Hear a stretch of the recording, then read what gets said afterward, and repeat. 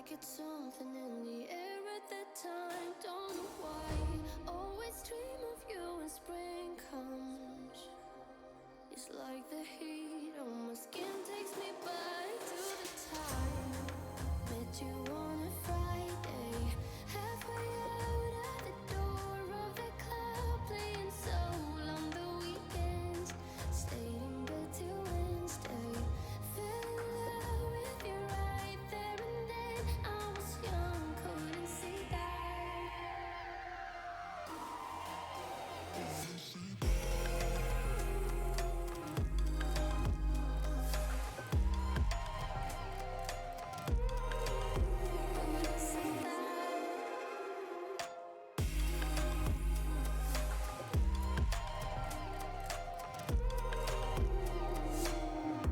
Leather jacket, though it's too cold.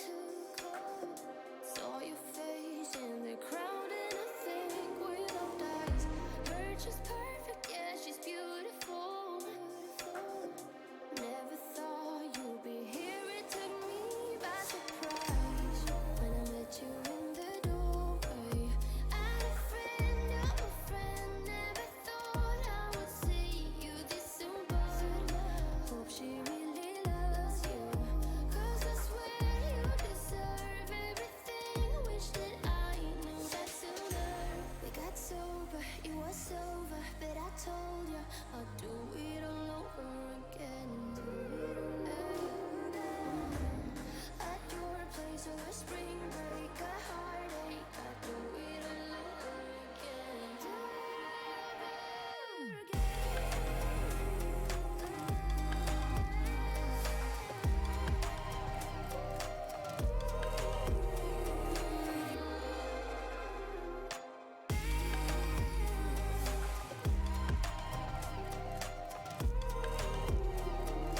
Tell me a lie, and I'll tell you too. I say that I'm happy for the two of you. You wanna be friends, but I don't think I can. But I wanna be happy, happy for you.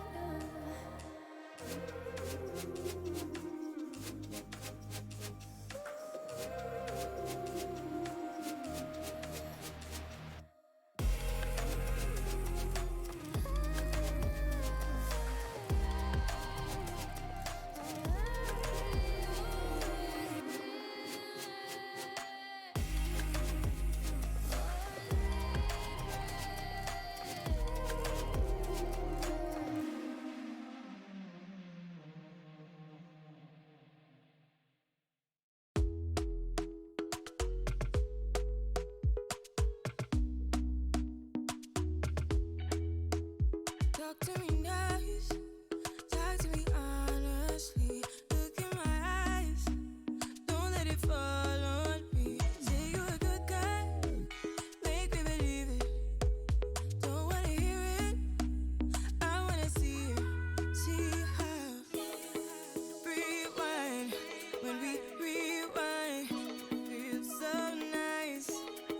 With time, you I know how to make me feel right. I can't help how. Got this sweet talk, I'm already on my way.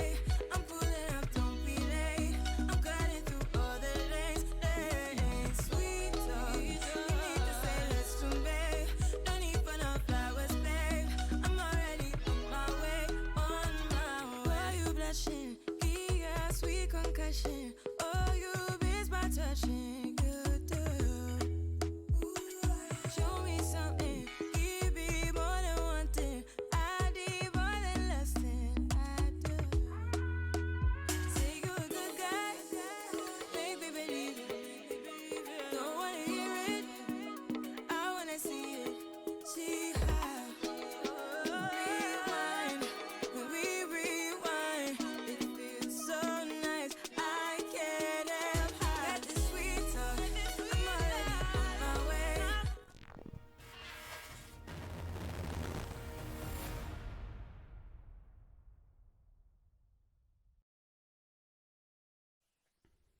Hello, ladies and gentlemen. Welcome to the Badass University All-Stars Season 2, starring McCready and Whippet, the perpetual casters of this league. Now, speaking of perpetuals, the first game we've got coming up is going to be the Imperium of Mandem going up against the Randy Ravens. Now, this is a huge game. The Ravens, simply put, Whippet, they need to win it if they want to get that possibility of that playoff spot.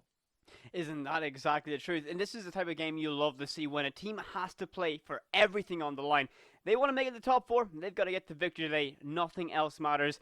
Oh, what a storyline coming into our very opening game of this Playday. Yeah, it is. Imperium of Mandem, they've not been doing too badly themselves. They've been quite high up there a lot. So right now, it's all for them to lose and for the Ravens to gain at the moment. Now, speaking of these teams, let's bring up the rosters. Without any further ado, let's talk exactly about who's going to be here. Now, rosters, very important because you need to know who is on the team. Now, the Randy Ravens, they've got quite a few players that I am familiar with, and the Imperium of Mandem do as well. Now, that's a quick look at the schedule, but that's not what we're here for. The rosters. The Imperium of Mandem, a very, very strong lineup of Scipio, Angelix, Rose, DJ7, and the Dob. Whereas the Ravens, they've had that upwards trajectory since that start of the season where they really struggled. But now this is their moment. Yeah, it certainly is. I mean, they've been on, as you mentioned, that upward trajectory. You know, at the start of the season, they were seemingly hadn't got everything to click. All the puzzle pieces hadn't melded together. But now, we're in the kind of that dying stretch, the final straight. Now, they're really coming to life. They put on some massive results in recent times. And, well, they need to win this matchup. It's all or nothing for them at this point if they want to be able to make that push, get in the top four. But they certainly have the talent. They certainly have that potential. And, well, it would be a great crescendo to that upward trajectory if they can get the victory against Imperium of Mandem, who themselves have been an incredibly strong roster all throughout our league so far.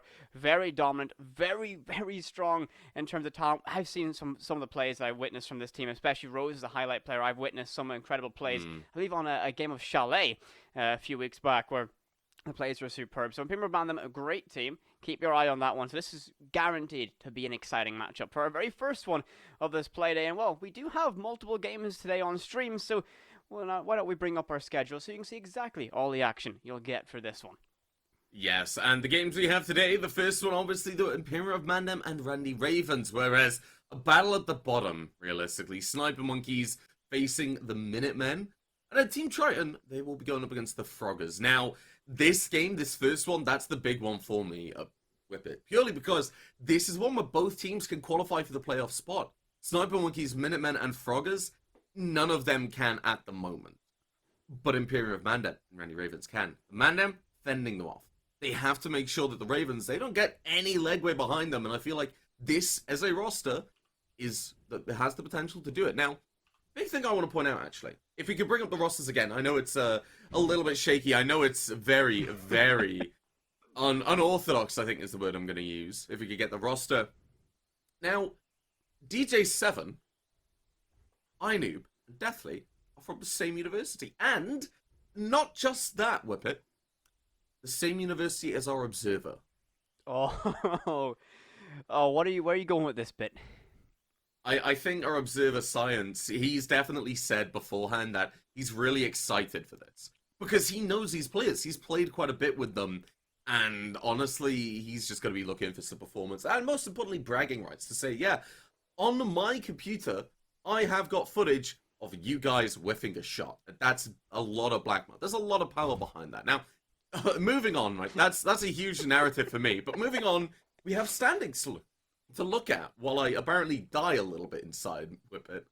Oh, I know the feeling. Oh, don't worry. This week is going to be a long one. I'm sure our souls will be crushed by the amount of games we have with the Invitational starting tomorrow. But here are our standings, of course. The Princess is leading the charge. We've all seen how strong they have been. Imperium of Mandem, of course, first up on this one. Lockdown Ludens, Team Triton, Randy Ravens, Chimp Hunter, Sniper Monkeys, Froggers, Coconut Cracked, and Minutemen. So, I mean, just looking at everything, look how tightly compacted everything is in that scoreline. And as we mentioned, Randy Ravens are just outside of that top four standings as of right now. If they can force Imperium Mandem to drop points, especially if they can take all three by getting it done instead of regulation, that's a massive success for them.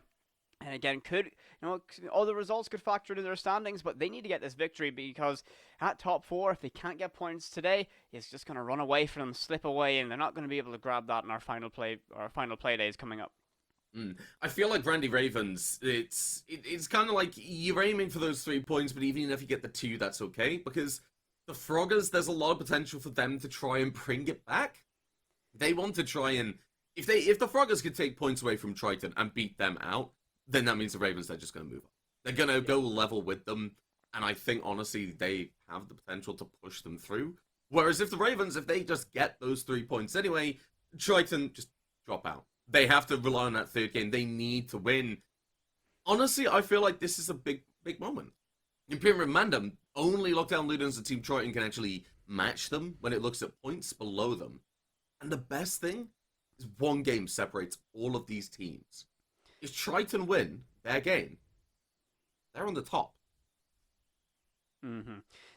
All through the season, this kind of chunk, I think, from first seed down to fifth, have been super tight, with only a game separating them all the way through. And the only real team that's somewhat stayed kind of in that 1-2 spot has been the Princesses. Imperium of Mandem, Lockdown Ludens have been trading spots, same with Team Triton.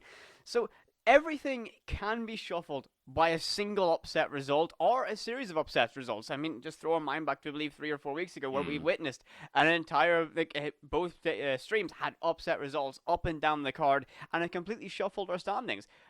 One result like that could do so much damage to a team's hopes of that top 4.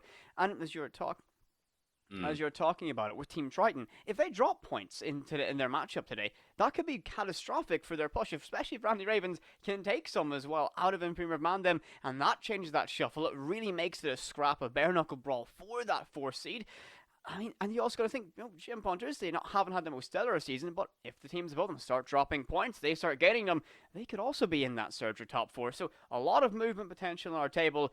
This is going to be, I think it's going to come down to the final Playday for who exactly makes that top 4, because there's been so many tight contests and the point difference has been minuscule for the entire stage. This has been a fantastic season, and hopefully these last couple of Playdays can really provide that action, especially considering it's a lot on the line, especially for our first matchup, Randy Ravens versus Imperium of Mandem. Yeah, and if we take a look at the map bans, we'll see exactly where this first matchup is going to take place. Honestly, I love Autobahn. I love it so much. And that's why Clubhouse is not being shown. Imperium Mandem, they had a strong performance. It could have been a lot shaky, but it's okay. Whereas the Ravens, they lost out to the Minutemen, who had Max D subbing in, and the Ravens really struggled. Now, the first set of bans are going to come through, and they are going to be Constant and Villa being taken off the board. The next couple, well, that's going to lend a little bit more towards it. Oregon, Chalet, and Coastline, still available. These are 3 maps which are very different and have a lot of potential behind them. If we could bring those up very quickly. It's going to be Oregon. It's going to be very shocking, but it makes a lot of sense. The Ravens, they've been very comfortable. On a map like Oregon, we've seen a lot of comebacks really just start to step up. I believe it's the Chimp Hunters and the Froggers they beat out. And on Oregon, they've struggled on attack, but their defense, their late game defense, that has been incredible. Truly has. And when you think about going to a map like Oregon, when you're in these kind of the final straits of a season, you want a map that you're going to be comfortable on. You don't want to take risks or gambles. You don't want to drop points. And as we talked when we were looking at the standings, how close everything is, go to a map like Oregon where, it's meat and potatoes, everyone knows what they're doing, but it can just come down to who is the better team on the day. There's no other variables like that. So it's a wise decision for this map to get it brought out. Will we see that dynamic of a very defense-weighted siding, or will the offense be able to battle against it? We've seen somewhat of a trend where Oregon's beginning, it's a slow crawl, but a gradual increase in the offensive victories. So could that be a factor? Will we see an interesting one? I'm sure we will. Plenty of individual moments will happen on this map, because that's just Oregon for you. It really depends on how the Ravens or or Imperium Mandem want to play this. Because, simply put, Oregon, if you can have a very strong first engagement, you can really shut down an entire push. Whereas, if it opens up, then the attackers will just really ruin everything. There's no other way to describe it. But it depends on how you play it. If you want to get that aggressive, it can have really strong rewards. Or you can lose everything. If you want to play it safe, that's also an option. But you've got to really know that your late game is strong as well.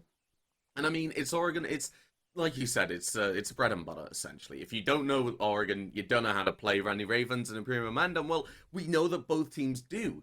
Randy Ravens, they've had a number of really strong performances on Oregon in that late game, kind of end game area, but Imperium and Mandem, you still got to look at them as the favorites.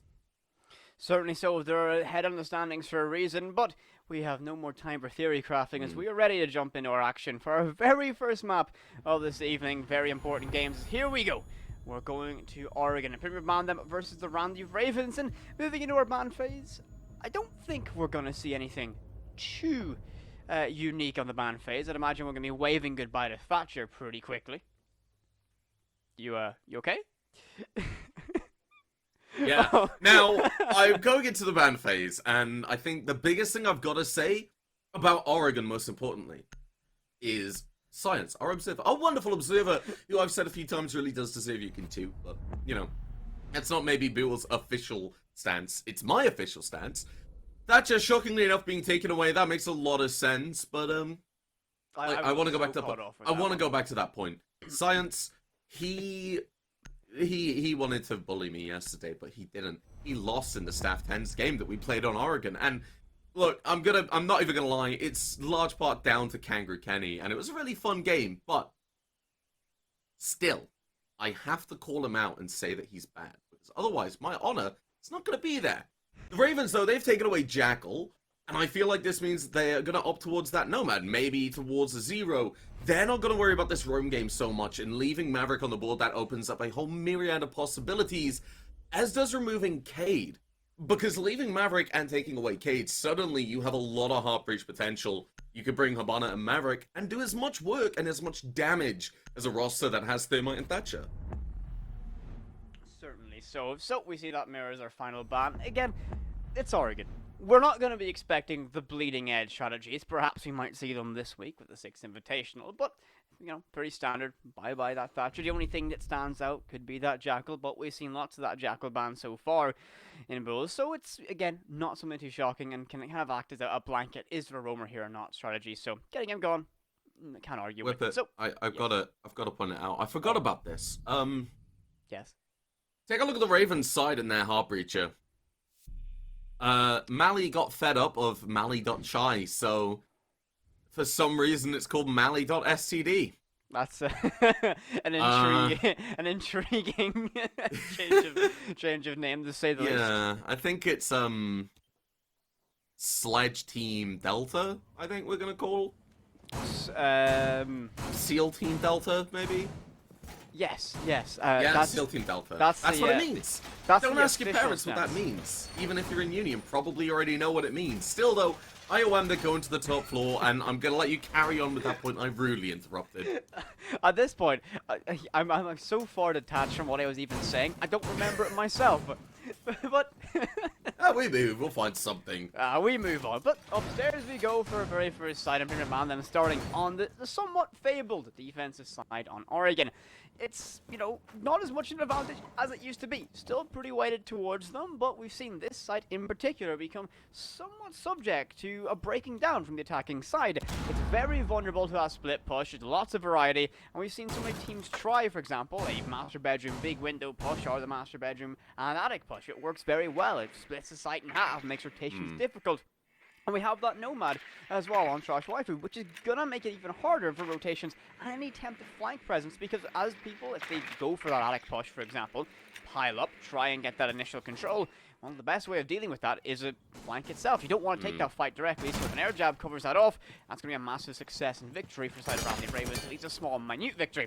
Speaking of, well, we're not going to find a victor of our very first gunfight. That's going to be Trash Wifey the Nomad taking some damage. The Dob's going to be off in that roam presence there. Checker does a lot of damage to Inoob there. A tricky position. Nope, battling away with the MP5. Going to get caught in a bit of a pinch. Lots of angles, lots of guns bearing down on the Malusi.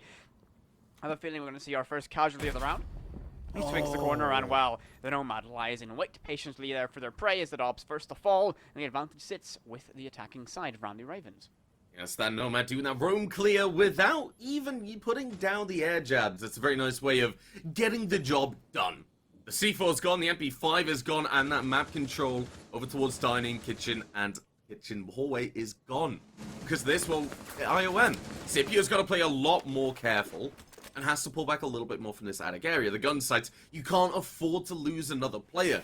Comrade Barney will take some damage because this wall is electrified, but You're getting the job done. You can throw grenades through there. You're getting the rotate. That's what counts, you know, participation awards. You got to give them out. You're also able to get this utility because it is a bandit and not a Cade. That other wall's going to be very easy to shoot out, so you could have got it before, but doesn't really matter. Why? Because you've already got addict control. Angelix realizes the drones coming through means somebody's going to be there. And, well, you've just got to commit to that position. If you lose Attic, then suddenly the Randy Rave, they get a push from another angle. Inoob doesn't realize Scipio's getting on the hunt. Will be down, not finished off, but Scipio's going to have to jump up and get them killed. That's not going to happen. Comrade Bonnie holding the angle just in case it does. Scipio will be able to fly deftly, though, and finds that Zafir. Now it's down to the 3 players of Randy Ravens. Inoob will be revived to make that 4. And a 4 versus 4. But time is ticking down with it. And Randy Ravens haven't got nearly enough map control to go for a late round execute. So it's looking very, very comfortable for the IOM. Trash Wifey, though, he's able to find the kill onto Rose. We'll be able to open things up. Comrade Barney finding a second. It's all down to Scipio to get 1 refrag, make that 2. He plays it kids after evening it up. But he needs to watch that rotate. Inoob, very low HP, wants to get the kill as DJ will take the damage from Mally. But you've got to push. You've got to swing. IOM, they've just got to play it safe, but Scipio wants a quad. He wants an ace, and he gets it. What a way to start things off, IOM. You want to stamp your impact on a round and match up early? Well, an aces is certainly a fantastic way to do so. Imperial of Mandem and Scipio really showing their potential dominance. And, well, Scipio, you've lost. I saw what you put in all chat there. Kind of sus. But, Mogus? Oh, no. Mogus? Get out of my head. Get Sus? out of my head. Get out of my head. I can't escape it. Everywhere I go. You've killed Whippet. Thank you, Scipio. You know, you've done it. I've been trying to do it for so long. 2 words, though. Who'd have thought it? Listen, I can't escape it. I open Discord. That's all I say. I open Twitter. All I see. People have made it their active mission to ruin my life with Amogos references, and it's causing me to go down a spiral. Well, we have round 2 to go. We're going to be them a very dominant opening start. Scipio, of course, finding those 5 kills. The only person, of course, them who's managed to get on that scoreboard as of yet. But that's going to stay the case for much longer to go down to that basement. So, a much trickier site to attack. It's very easy to bunker on up. You can hold it very easily with just 5 people on site, or you can go upstairs. There's plenty of opportunities for that extension. One thing I love to see teams try and utilize is that hatch inside of meaning. You can open that up, you can play around E-box, and you can create a very nasty position that makes it difficult to push in. It does force that commitment of utility upstairs. It gives away some control if you fall early, but it doesn't look like we're going to be seeing that on the store yet. It looks like it's going to be all 5 players downstairs holding the line inside. Nope, Scipio's upstairs. Perhaps getting that hatch a little bit late in the round? Yes. The Maestro's doing it as well, which I quite like. Now, Scipio, though, being able to take this position, being able to take the Maestro, a lot of positives behind it. He's been a fragger.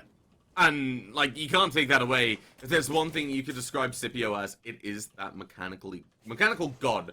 I think we're going to describe it. Angelix is on the roam in the position that the Dob was in before, but the drones are going to come through. You're expecting Randy Ravens to have this ability to just shut you down again. The Dob is nearby on a roam team duo with Angelix, but as Angelix is about to take a little bit of damage and give it to Inoob, well, Scipio pulls some. Honestly, looking at IOM, they're pulling back quickly because they realize Randy Ravens, they can pinch. That's what exactly Angelix has been doing. The goo mines go out to give that information. You pull back, you hold the angles. IOM, they've realized that while, yes, Scipio did step up in a huge way, that last round got rather close. Too close for comfort.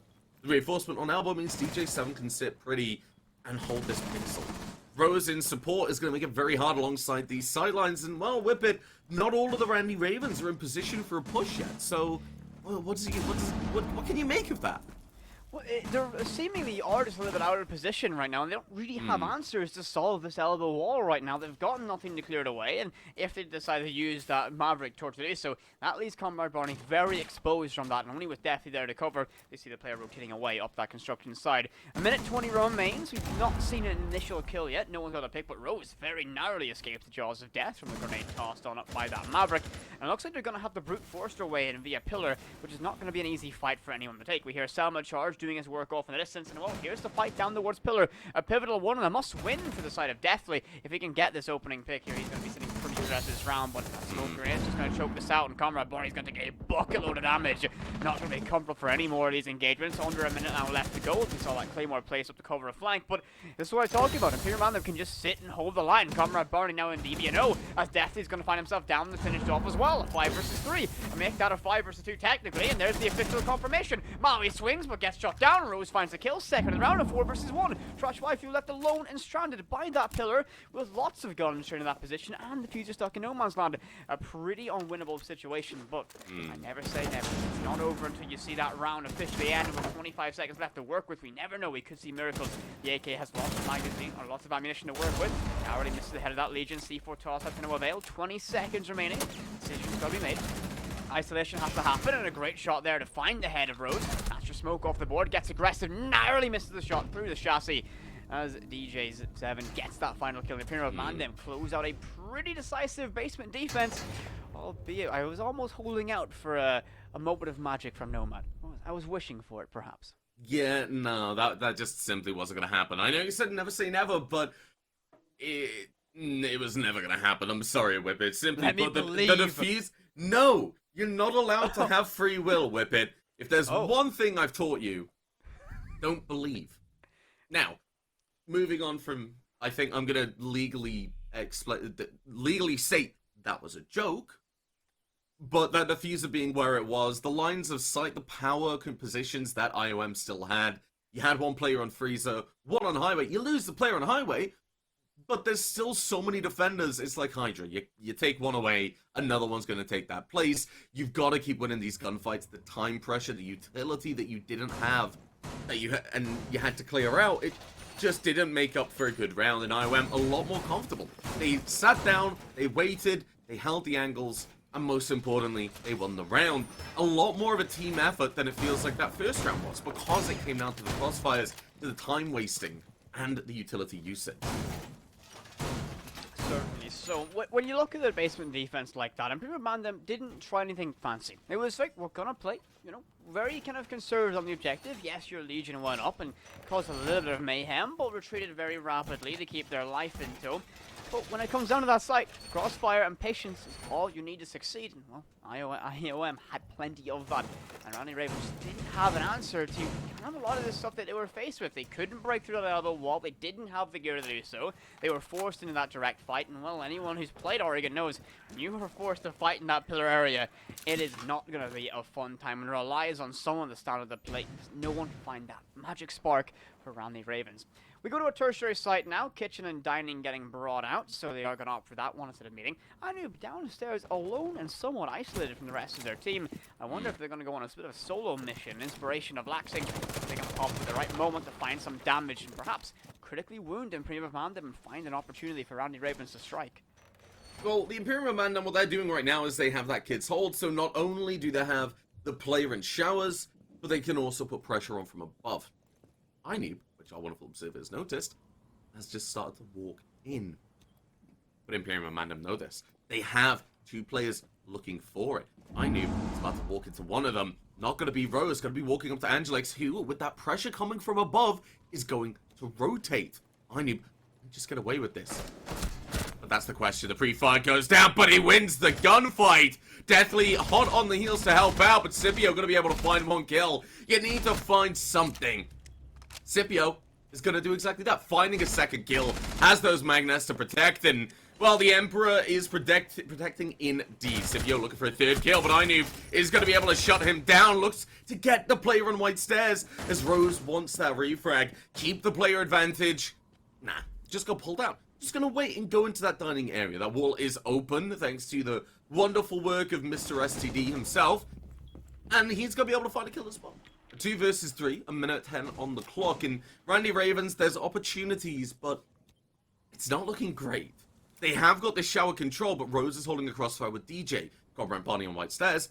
You gotta push through. The drones are going out and the information is trying to be caught, but every second that ticks finding information is a second that Rose has to do this. Finds Mally and finds a diffuser, rotates into Mini Tower, and looks for the second kill. Comrade Barney's gonna get taken down, and iNoob has to try something in a 1 versus 2. Supreme play from Rose, and well, collects all 3 iNoobs, the last to fall, and Imperium of Mandem complete that perfect trifecta. All 3 sites required for that rotation, done and dusted. They hold that 3-0 lead. And well, MVP of that one, Rose. Perfect rotations, perfect timing, and perfect execution to find those 3 kills and completely dissect Randy Ravens in the dying seconds of that round. You never, never count out a 2 versus X on the defensive side. And well, that's exactly why. All it takes is that one moment of magic, that one kill to loosen the grip that Randy Ravens had. And IOM struck, and well, Rose done all that damage. Kid Storms will go to up again. Second time of asking for Randy Ravens. Can they crack this defense, or will the Imperium of Mandem just sit tight, hold the line, and be as dominant as they have been so far? Lovely replays. I knew a great play from iNoob to be able to push up there, get that control on Scipio. Clean, double, smooth as you like. But iNoob's control, kind of that early pressure he asserted was fantastic at causing that chaos and giving his team the advantage. He just couldn't capitalize upon it fully. And of course, the kills from Rose there closing out that round. So, upstairs we go. The offensive somewhat in recent times, being able to find more success here than other sides. But will they be able to find it here? Because the Imperium of Mandem seemingly have an iron grasp over Oregon. Yes, I think that's a pretty comfortable statement to say. Randy Ravens are attacking. It just hasn't had that finishing power, you know? In the first round and in that last round, well, they got control. They got the places they needed. They started to get walls open and started to get opportunities to push into sight. But there just wasn't the finishing power. It came down to Imperium Mandem to take the initiative, and that's what Scipio and Rose were able to do. They were able to just really step up, find those impact frags, and shut down the Ravens, who, like you said, are going to be going back to this kid's dorms. Now, big change that I want to see from this, not the roam clear at the start, that was great. Not the positioning and the split push that they had. It's just when it comes to that late gunfight, know what you need to be covering, and making sure there's flank gams covering the areas you can't, so that you at least know if Scipio's going to pop off. Now, Randy Ravens are going to go to the big tower. They're going to look at opening this up very quickly. And a frag grenade will be used, I believe. Was that the impact nade? Yeah, frag grenade from iNoob will be clearing the utility. Wall will start to get open from Mally, if I'm not mistaken. But Scipio down below has got a C4 and a lot of potential as soon as this wall opens up. Now, Mally, if he jumps in, essentially, he's dead. He has to wait here. He can just, all he can do is drone while they wait for the attic to open up. And while they feel the pressure, they're going to have guns firing back and forth. Scipio on the room, looking for something. Angelic, so, is the one to find it. Minute 50, and you've just lost Sophia, your typical entry, who's yet to really wake up and find a frag with it. Yeah, definitely hasn't really found the momentum, that spark on Oregon required. You know, your entries need to have that individuality, that moment of magic to really break the deadlock on maps like this. And a great shot from Ajax to find that long-range headshot that he 5 to shut that Zafia down. And Cover Up already trying their best here to get an angle, perhaps opening up the rotation. There we go. So it is going to be a Master Bedroom and Attic push, but the damage, the opening picks already occurred in favor of the defense of Imperium Mandem. So all they must do now is hold their crossfires and be patient. And we've seen from their basement defense, patience, well, that's something they have in spades. They're not worried about waiting for their opposition to come to them. They know the benefit of lying in wait, setting traps and waiting for opposition to wander on into them. And we see iNoob here. Is he going to be the next to stumble into one of those traps? A very dangerous position to fight with. Worried and concerned about a potential flank. We hear a Gumai going off in Rose. Well, I've mentioned sitting pretty, waiting patiently, and well, 2 for the price of 1 there. The shotgun nets the damage, and well, you can't let that go scot-free, and iNoob's there for that trade, but the damage in this round's already been done. 4 versus 1, and iNoob alone, stranded, isolated inside of that attic. He's going to be able to find one. No, Scipio was going to be too quick on the draw. iNoob falls, and Imperium Mandem claim their 4th round in a row. Well, I think the iron grasp we had on Oregon is even more fitting now as they continue their reign of terror. Yeah, they are. You really, you have as much as you can in support and utility and information, but it just isn't enough. We saw the droning in attic. Well, honestly, that was a horrible position. Like, simply put, Whippet, thanks to that mute jammer down there from Rose. Well, they couldn't drone down below. They didn't know if there's going to be a player left or right. Odds are 9 times out of 10 they're going to be over to the right. That's where Trash Wifey was looking. And that's exactly where Rose wasn't. Finding one kill, able to find Comrade Barney afterwards, though. That's the big thing, is he wasn't ready for a refrag. If you have somebody dropping down there and you're not prepared for them to die to whatever reason, it's a bit of a bad sign, in my opinion. As soon as, you find those kills, yes, you have Ainu pushing through, finding a refrag onto Rose, don't get me wrong, that was great, but it was empty. I'm gonna use that word again because there's no other way to describe it. You've lost a lot of control. Ainu couldn't really push, neither could Mally until that out of control was there, and you lost it in 2 shots of the shot, which are... It's not a great way to describe it. And going down to bottom floor, IOM, they're looking to pick up another round.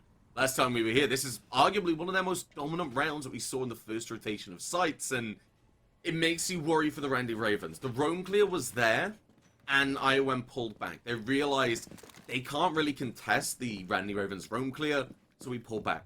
We wait. We let them walk in. We make them feel that time pressure.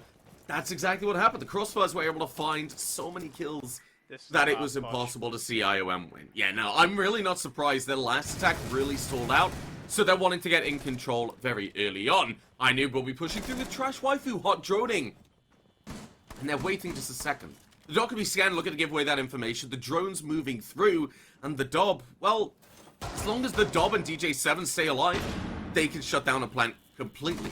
Randy Ravens, they're starting to stall out while they get this information, but now they're trying to keep pushing. You have to make a decision. DJ7's going to decide to get 1 kill, make that 2, stunting that push. I knew and definitely will find kills of their own, but Dob's there with a refrag, and now it's a 3 versus 2. Same place we saw it stall out last time, and, well, this is a horrible position. Mally behind the only piece of cover you could expect. Gonna be flamed out. This utility's just not dealt with, Whippet. And right now, IOM, they're just gonna hold it safe. They still have a 3rd player that could go on the flank if they want.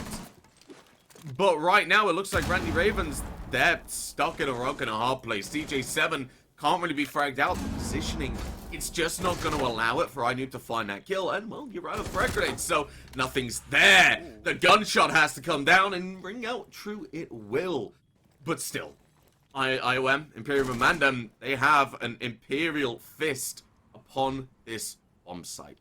Angelate's holding from Freezer, and the Dob playing over in Laundry. Well, the Dob could just take up DJ7's position. Wait for the plan to go down. Ainu realizes this and pushes through. He's going to be looking for the kill. Do you know? The plan goes down, the Dob's going to start moving forward, and as such, the pre-fire follows. Ainu's in such an awkward spot. As the diffuser's going to get taken down, it's going to get even more awkward. And a minute left, Ainu finds one, fights a second! Randy Ravens get their first attack, but a modicum of luck, a huge modicum, was definitely on their favor, being able to find those kills before the call went through. Yeah, that is, again, a massive success for them. They got their first run on the board, but as you mentioned, how much of that came down to that look, that push that from the sledge in the dying few seconds. It looked like Imperial Man then were about to kind of impose their will yet again on another round, but Randy Ravens, they kept fighting. You know, a plucky fight from them. They never gave up the spark, and they got their round in the bank. So, could this be a bit of a, they have something to build on at least. They might be able to find the second one here.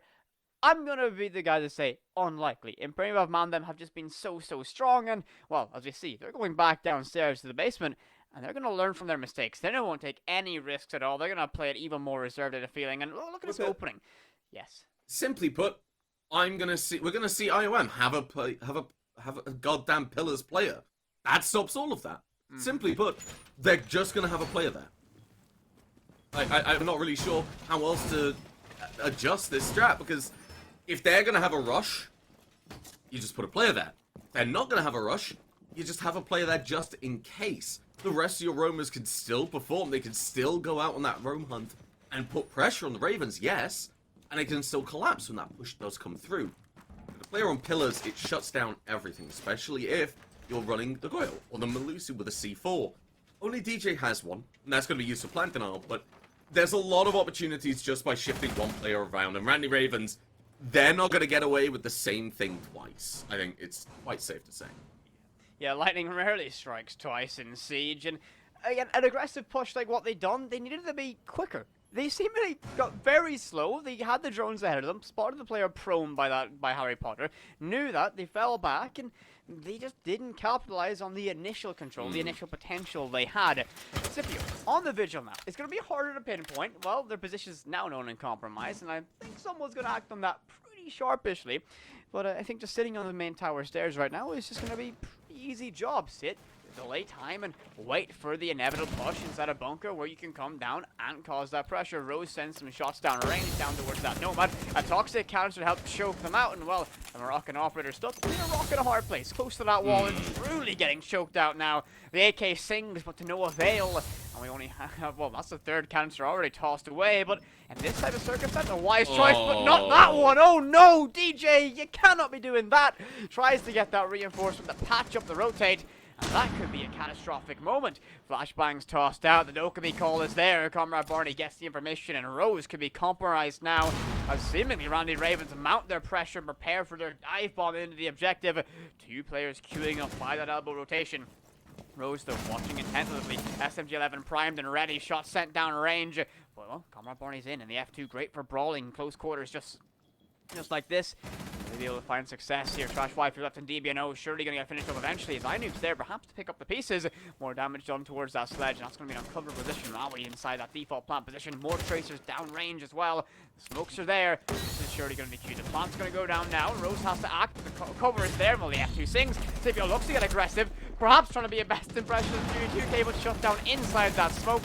And surely it's going to be a flurry of kills on Jax finds two, and this could really change the tide. The plant's yet to go down. Maui's struggling to find the cover, struggling to find that positioning. Oh well, that's going to be Legion finding three and making it a 2 versus 1 in favor of the Imperium of Mandem.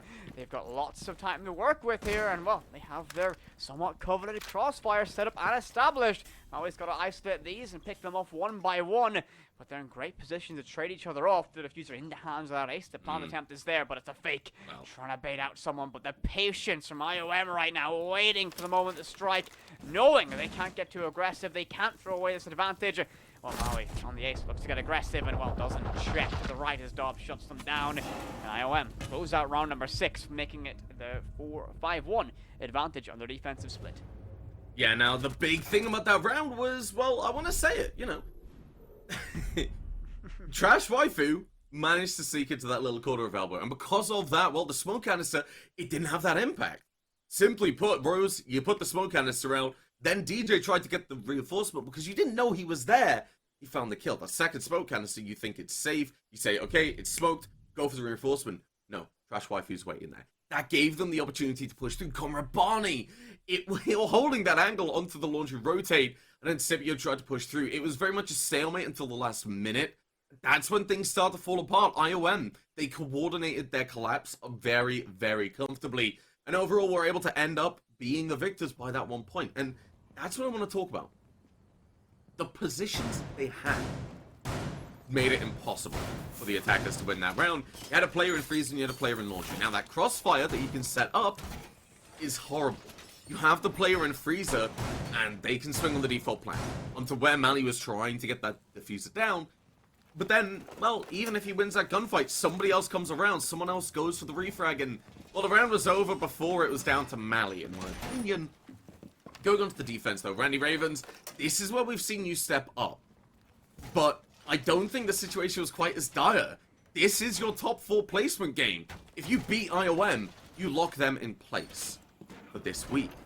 And you put yourself into that third, second place spot. If you could do that, well, that makes life just that little bit easier. I quite like what's going on here. Trash Waifu realized a nice little spot that I used yesterday against Observer Science, actually.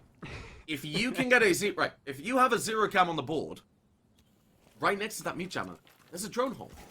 You can shoot the 0 cam into the side of the drone hole, and it can clear the utility, provided it's not a K-Claw, very, very easily. To the point where a defender really has to overexpose to get that camera, which is just not going to happen. They're not going to be playing up there because of the threat of the vertical play. So that mute jammer just stops any potential of that, and if these bandit charges get taken away, the mute jammer's still there with it.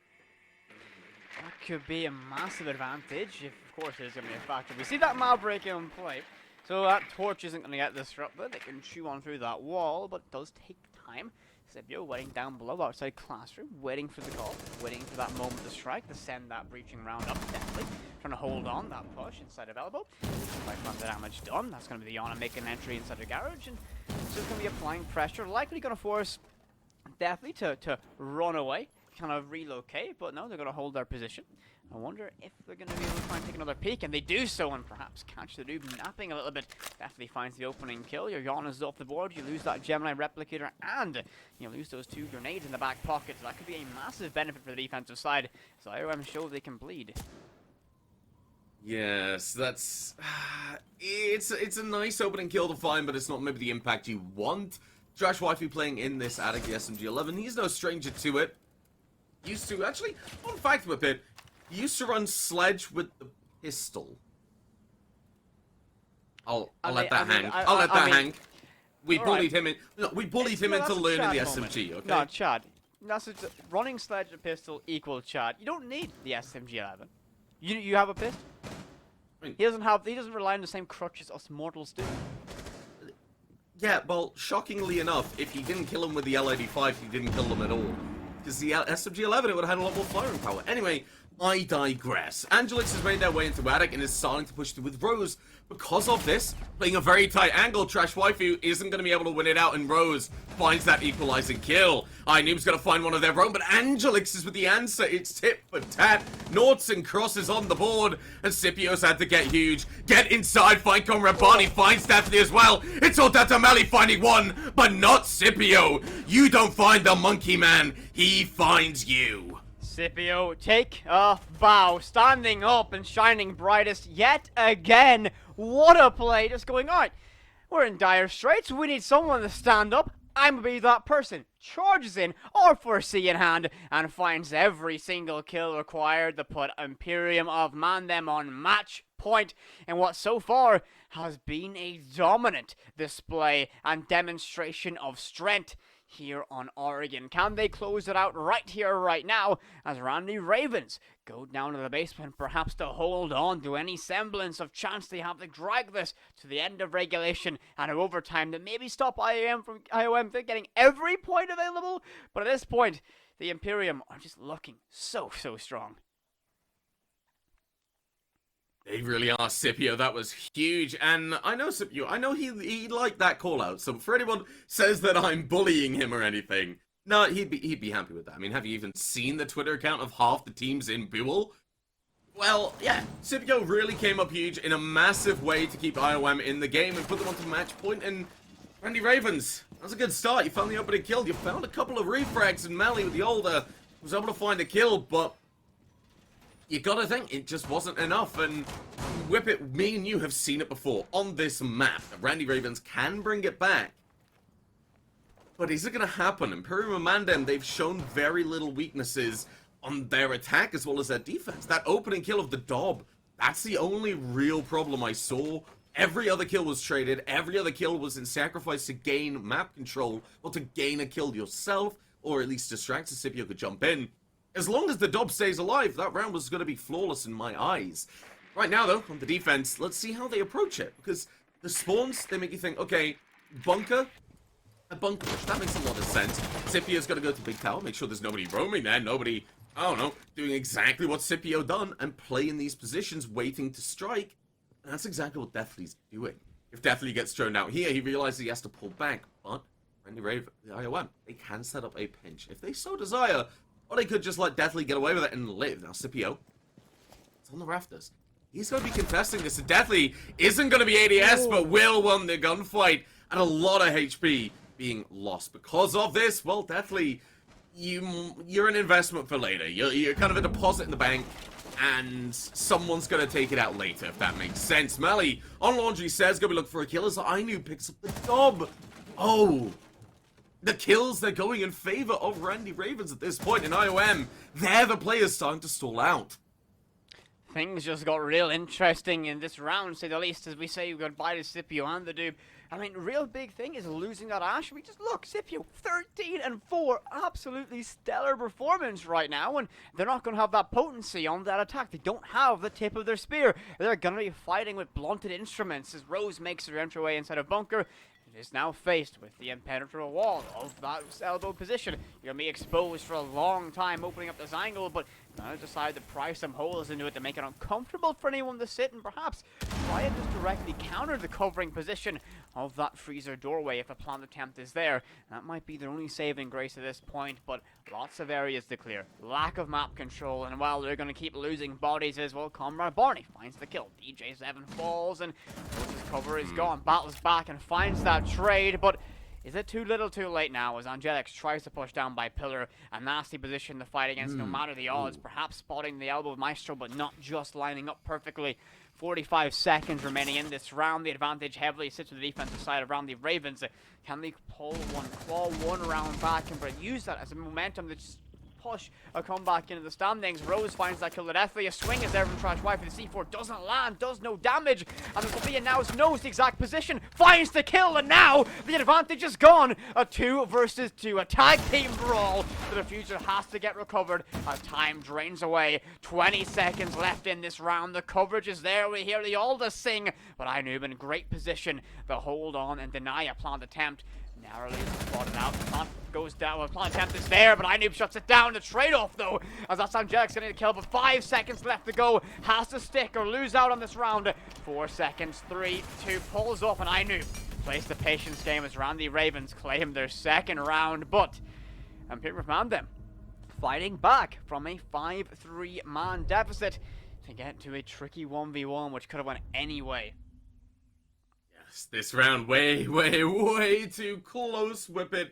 We looked at IOM pushing through. They lost that opening gunfight. Sure, you've lost Scipio, you've lost that tip of the spear, like you said, but IOM, it's not really a spear. It's like a hammer where all the parts do a lot of damage. That's exactly what we saw. They're able to find a bunch of impact kills. We're seeing Rose really stepping up. You had the elbow position, actually, Rose. I kind of wanted to see Rose, as soon as you found that kill, onto the Valkyrie, onto Deathly, go back to elbow. You have those rotation holes, you have those sight lines, you could play from them, and you could cover a plank going down. But regardless, IOM played it beautifully. They were able to find those impact frags. They were able to try and get it, but it came down to the Ravens. They had enough bodies to lose at that point. Now, it wasn't the cleanest round to win, but it's better than nothing. I knew being able to find that frag, just running away, realizing Angelix is going to want the refrag. Incredibly well played, but you gotta do it 4 more times. You gotta replicate it, and now you've got to do it on this top floor site. And the Frost is already being brought as a direct counter to that Scipio play. You've seen it as well, haven't you? Oh, I have a point. I just love seeing Frost. I don't know what it is. Like, my brain just goes Frost, janky up, laugh, haha, enjoy. But like, it's makes sense if someone gets aggressive, very rapid progression through the map. You know, they might get chomped, and that's going to be a very, very best case scenario for the victim of that chomping. 20 HP, and worst case, they're back in the observation menu. Deathly tries for a spawn peek, and well, Rose isn't going to have any of it, and slaps him down, sends him to the Shadow Realm, and, well, Imperium of Mandem couldn't have asked for a better start. The advantage they wanted early in this round handed to them on a silver platter. You can't be taking risks like that, especially when you're staring down the barrel of Imperium of Mandem on match point. Mr. Whippy, I'm gonna have to call you out on your lore right now, because if you paid a little bit more attention to the Warhammer universe, you probably know sent him to the warp. Probably be a better insult. However, I'll let you off this one time. Do your homework next time. Come on, Whippet. Like, I'm not giving you these readings for nothing.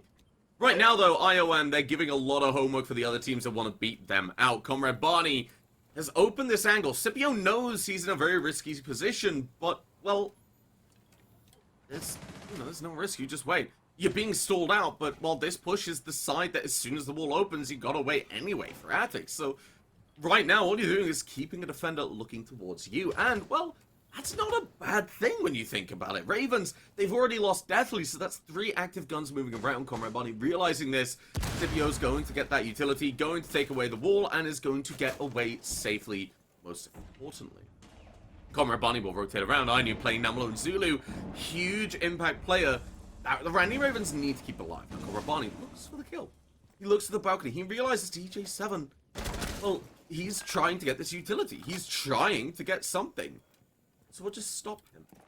That Heartbreacher can't get into closet without that. And right now, the Dob is going to find out Ainoob going to be looking to get the kill, but not going to land it. And things taking a nice slow pace and just waiting. So while we're here, let's talk about the fact that Scipio just dropped on Big Window. While Comrade Barney's able to get a kill onto DJ7, takes away the ace and the diffuser. And with Scipio rotating, that diffuser just got left alone. We're going to have to see the Dob rotate to try and get it. But, well, Randy Ravens, they know.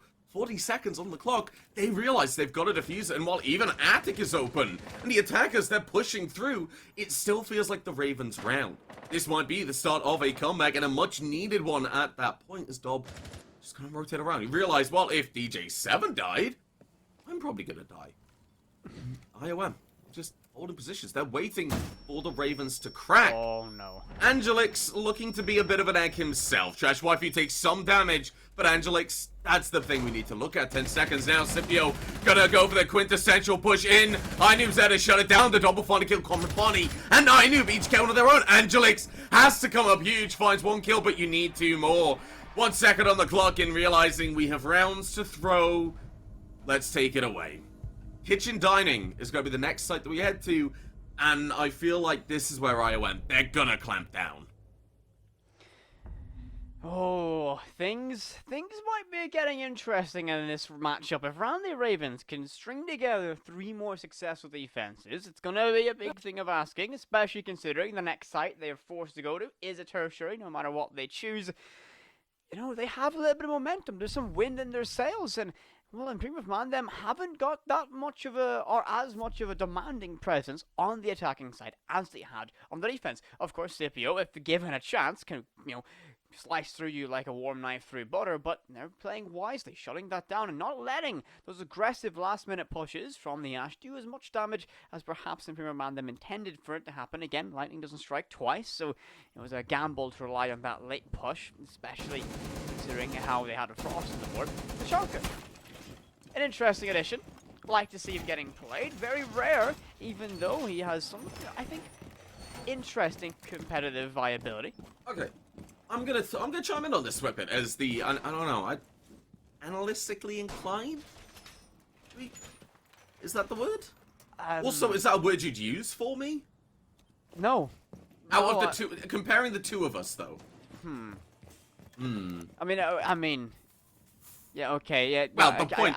I can't put point, analyst anyway. in my boot camp, so yeah. I mean, I think I have a little bit more analyst breakdown ability, but the thing is with Tachanka, it appeals a bit more to those players who don't really like smoke, because it's like, ooh, stinky support, you know?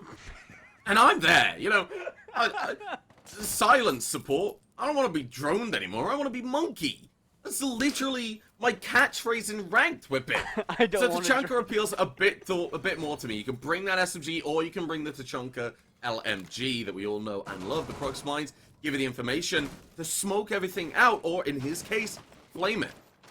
And the amount of flame that you have, the amount of utility that you can bring to the board with that Tachanka, and the rotating potential of the LMG, it's a pretty good counterpart to that actual smoke. Now, Rose, gotta waste no time to get on with the round and get me to shut up. We'll be opening that wall. Trash Wifey on 90 still. Scipio and Rose, they're gonna be getting the information. You see those players. There's one by that yellow bus. They can put players on those windows and shut down the rotations. Trash Wifey will then be stuck at a very awkward spot as Scipio. He's just charging. He's just moving in. He's in showers, and he is not afraid, most importantly. One of those flames of death will go out, but it won't find any impact at the moment. Angelix is looking to find a kill. They're looking to find something before they push him, because even with the wall open, even with the utility, they're realizing, well, let's not push in a 5 versus 5. There's the flames really coming into play. There's also the Alder to deal with. Both defensive LMGs are on the board, and Comrade Barney's on the hatch. You can get a lot of angles with just these 3 players. Trash Waifu, though, is not on site and is going to be looking to deal with one of these flankers of IOM. Looking to get aggressive, looking to find something on the round, and the flames, they keep going, and definitely you don't have to find a kill to have such a huge impact. Rose, though, will be able to. The showers so completely controlled by IOM. They're just holding crossfires. Ainoob can't really pull back, because if you pull back, what are you going to do? You need to hold that position or get aggressive, and you need to decide soon. Looks like he's going to get aggressive onto the dining, make sure the plant doesn't go down. and Rose doesn't know it. That's the most important part. We hear those flame rounds getting lobbed out by range, trying to deny a potential plant. Rose is very close to death. Scipio finds Noob, and that could be the catalyst to spark this round into life. The advantage 5 versus 3, and Imperial Mandem have 30 seconds to make this plant go down as Rose attempts to get it down in that corner, smoke for cover, and we see the Searing here to that launcher just missing that plant as we hit that post plant as Angelics finds the kill on the Deathly, and now the Alda tries to sing in her taunt retaliation, but the damage has been done. 30 seconds till we hit critical as Comrade Barney tries to make a flank up the stairs. That's going to be Maui finding one, looking for two, but the last man standing is the Dob. Shuts one down from above, and Imperial Mandem claim victory here in Oregon. It takes 10 rounds to do so, but to Randy Ravens is a massive blow to the run and attempted positioning in that top 4. Imperial Mandem showing just how good they are. Yeah, you're going to have to wait till next week. And Imperial Mandem securing themselves at the top of the leaderboard for now, because Princesses, they're going to be playing tomorrow. Now, the big thing I really want to point out, Whippet, that round was the only round to end the whole thing was one with a plant. And I feel like that's the best way for the Imperium of Mandem to do that, because every round was run on frags. Scipio really stepping up and just pushing through, opening things up, the rest of the team following through. Well, in that round, it came down a lot more to the map control. Scipio getting showers early on because Mally wasn't playing there. Or Deathly, you needed one of them to hold that position. And no, Scipio just ran in. Suddenly that 90, it became very much a kill box if you tried to get out for Inoob. So, wasn't really sure what to do. Pushed through, trying to find a kill, but eventually got picked off. And I feel like ultimately that came down to just IOM. They flanked at the right time. They distracted. They pulled apart the guns of the defenders and, more importantly, found the kills with it. So then suddenly the defenders, they're looking more than one way. They're looking for these directions. The flames, you don't have points. You don't know if they're still planting or not. You can't hear over the fire. And that's when the plant went down. A post plant on kitchen dining is fatal. If that plant goes down, it's almost impossible to bring it back. And against a team like Imperium and Mandem, well, it's just not going to happen. I think that's what we're going to say. They're going to win it 7-3, Whippet. A strong and dominant performance, and well, just taking their opening split on the defensive half, it's not a surprising result. They didn't give any room for Randy Ravens. He somewhat smothered them out in those first 6 rounds, and when you have such a dominant display, even on the defensive side of Oregon, you can just expect to carry that over. Randy Ravens showed they had some fight left in them. They could draw some blood, but in Imperium of Mandem, they knew they had rounds to spare. They took the time to figure out what their opposition were doing, and they were never uncomfortable. They were always patient and somewhat reserved. They never rushed into anything, and they were very calculated in how they decided to get their execution to stick. And well, that final round is a great example of how they could mix aggression with patience. You know, Scipio getting aggressive, taking that control of showers early, but being patient, just waiting for the moment to strike, and the damage was done. A great performance from them, and really kind of deserving of their position in the standings. Yeah, I feel like that was a very strong answer to the question of why do you deserve to be in that playoff spot at the moment. So that's going to be our first game taken, and well, we're going to have a little bit of a break before we jump into the next one. Imperium and Mandem, they're going to have a nice little break before next week when they just look to make sure they can consolidate that position and lock it in for the playoffs. Now, the crunch time is coming, Whippet. These two teams that we're going to see next, well, they can't qualify for playoffs, but what they can do is get a little bit of their honor back. They've both struggled this season, and well, this game, it's going to determine who's really going to be... It's a battle for the wooden spoon, simply put. But that wooden spoon, it's going to wait right now. Imperium Mandem, they're going to enjoy their finally deserved dinner, and we're going to take a nice little break.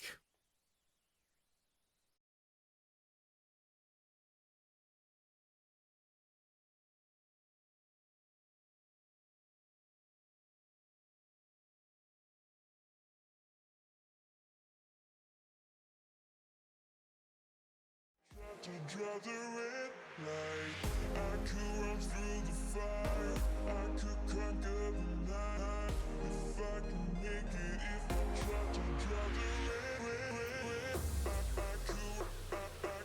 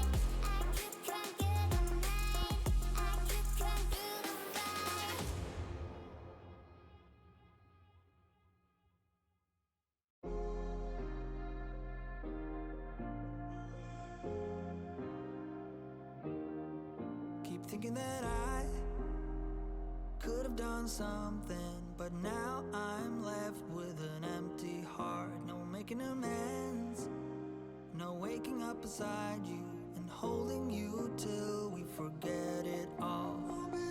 How could I know there was no second chances? Like dominoes, my life got really scattered. You couldn't keep the door shut, and now the frostbite's creeping in. 'Cause I've been stone cold since you left me here, so come home. Why won't you reappear? Things that I said came out totally wrong. Can't speak of the truth when it's tainted. I fell into a big black hole. It got me stone cold.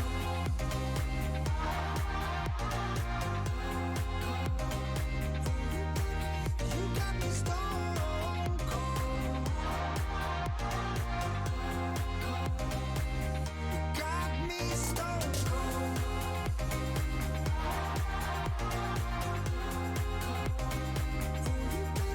You got me stone cold. Got me stone cold. No Wizard of Oz can undo what I've done. Completely out of luck this time. I'm stuck in reverse.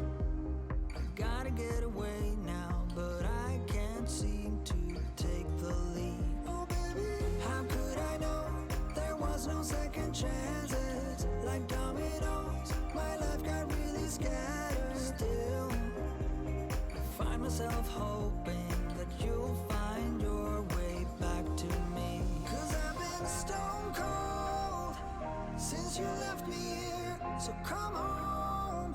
Why won't you reappear? Things that I said came out totally wrong. Can't speak of the truth when it's tainted. I fell into a big black hole. It got me stone cold.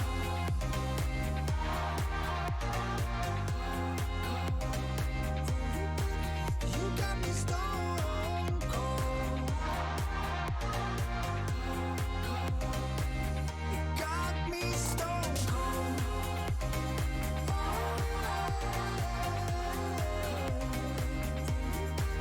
You got me stone cold.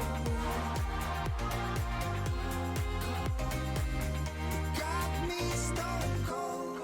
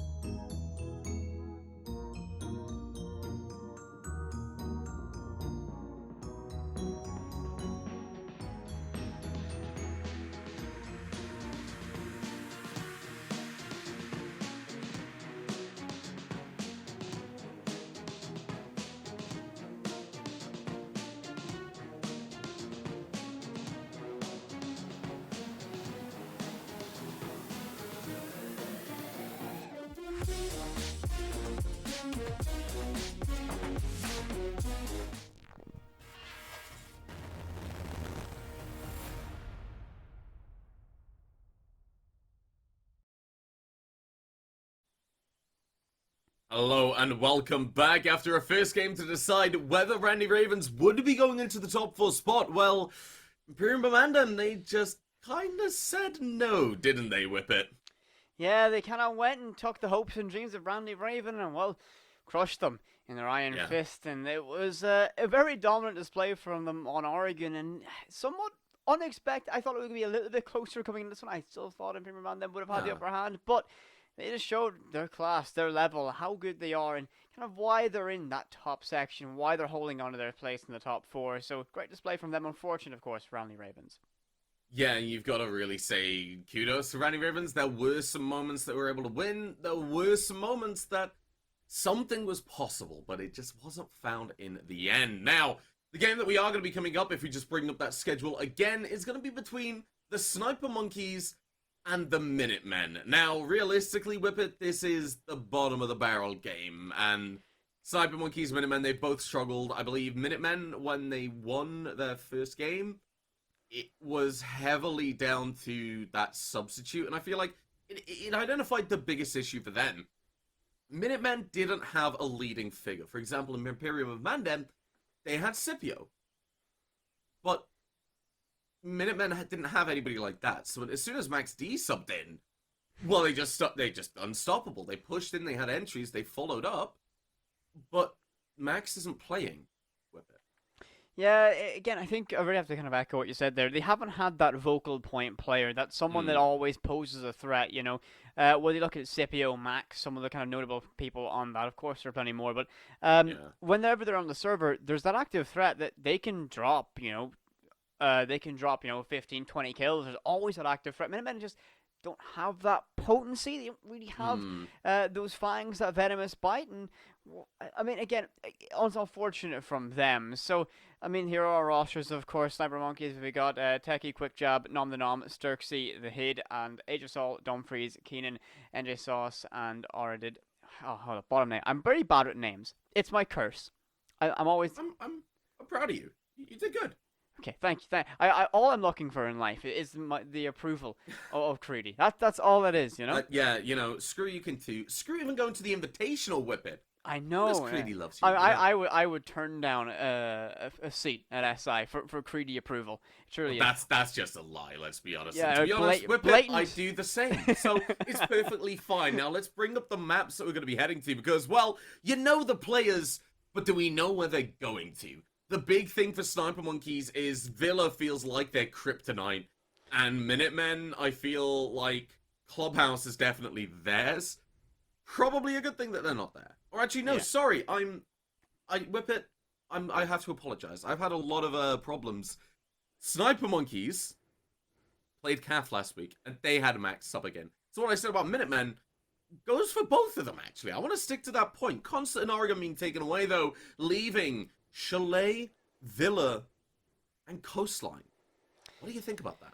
Oh, well, I'm just hoping. I really am hoping it's a game on Chalet because I love seeing Chalet. It's honestly creeping its way up to my favorite map in our competitive pool. But It's I pretty mean, good, isn't it? it's really good. I mean, just imagine it. Think about all, like, go back to when we got announced at Chalet and everyone rolled their eyes going, oh, heck, boo-hoo, shouldn't have happened. Theme was, you know, still reasonably okay. And now it's, I think... Right. I'm going to give my point on that, just quickly before you give yours. I feel like the biggest issue was that Chalet was replacing Theme Park, which didn't really feel like it lived out its lifespan when there's a couple of other maps on here that have been here quite a long time. And I have a feeling that if we spring up these next two bands, we'll see one of them. Chalet came in and it was fresh, but it took away a comfortable map. And, well, we're going to be heading to Coastline. But what was your point with it? I don't want to be a horrible man. Well, basically, it was a point of just Chalet. I was skeptical of its addition, and since I've seen it play from you know, I think it was introduced around the time of Benelux Season 6 calls. Since that moment, it's been one of my favorite maps to watch. Not only because you're seeing teams develop on it, but because there's somewhat of a climate forming on it, and it's a super action-packed map with lots of variants, great to watch. And well, speaking of an action-packed map that can provide some, you know, pretty good spectacles to watch, we've got Coastline. Not a fan favorite for many people. Right. You know, a lot of that comes from the massive amount of coverage the roof has, and just even mentioning Coastline roof makes my blood begin to boil. I think the way that the way that I've seen it, Whippet, is for your more analytical teams, your analysts, most importantly, and your colorcasters, they hate Coastline. We're play-by-plays, by nature, by trade. So, us and teams that are really mechanically orientated, they're going to absolutely love it. And I think this is the decision Minutemen are going for. The strat-based maps really haven't been working out for them. So let's get down to basics. Let's get down to aim. Let's get down to mechanics. That's somewhere that we could really step it up. But I feel I feel like this is going to be quite exciting. I got to be honest, dude. Yeah, so do I. I mean, it's always a spectacle of a map because it's something that strategy kind of takes a backseat to who's going to be active on the guns, who can stand up, who can make those moments of magic stand. And well, Minutemen, we said that they haven't had that vocal point player, that one person that on the server you could always think, they just flick a switch and they can find themselves, 15, 20 kills deep. We could see someone stand up now for them, and they have to when we know that, well, Sniper Monkeys certainly have that potential. They haven't lived up to it this season so far, but someone could stand up right now, and it could be an interesting scrap right at the bottom of the table. And while they're not fighting for anything other than pride, we can still expect to see some interesting moments, I can imagine. And I feel like as we do get into the game, well, that means that these teams maybe aren't going to go in with the same pressure that you might see Randy Ravens going into that last game with, because simply put, Whippet, you've got nothing to lose now. You already can't qualify for the playoffs, so go onto Coastline, let's have a bit of fun with it, let's enjoy ourselves. Smonkeys, they're going to have the first ban. Just the way you abbreviate it to Smonkeys always cracks me up. It always gets me. It always catches me off guard for the very first time in a cast. But we're going to be seeing our bands coming out, and Jackal, bye-bye, Jackal, bye-bye. No, I mean, an interesting one. We've seen lots of Jackal being banned this season so far, and I think I always kind of think in my mind back to when Bank was in the pool, where people would just throw Jackal upstairs, bong on his Inox, and be like, okay, there's no one roaming. And on a map like this, it has a somewhat similar approach. Okay, right, I'm going to explain this one with it. Okay. Minutemen have had a map.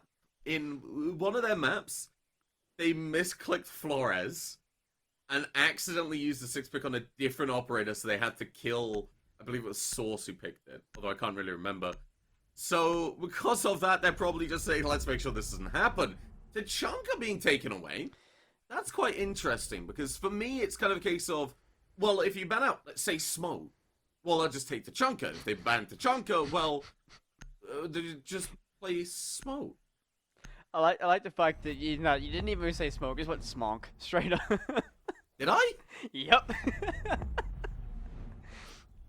Yep. I'm tired. I need to fix my sleep schedule, but Smonk. Oh, what are you on about sleep schedule? You know what starts tomorrow at 10 in the morning? You don't have time to sleep. You gotta watch the invitation. My uni work before the next Buell cast, a bit, maybe? SI. Excuse me, Creedy. Izo asked how my day is doing, so I'm riding a high right now. Oh, that's epic. Hi, Izo, and most importantly, hello, the lineup of the Minutemen. This is a Coastline lineup if I've ever seen one. I will not lie to you.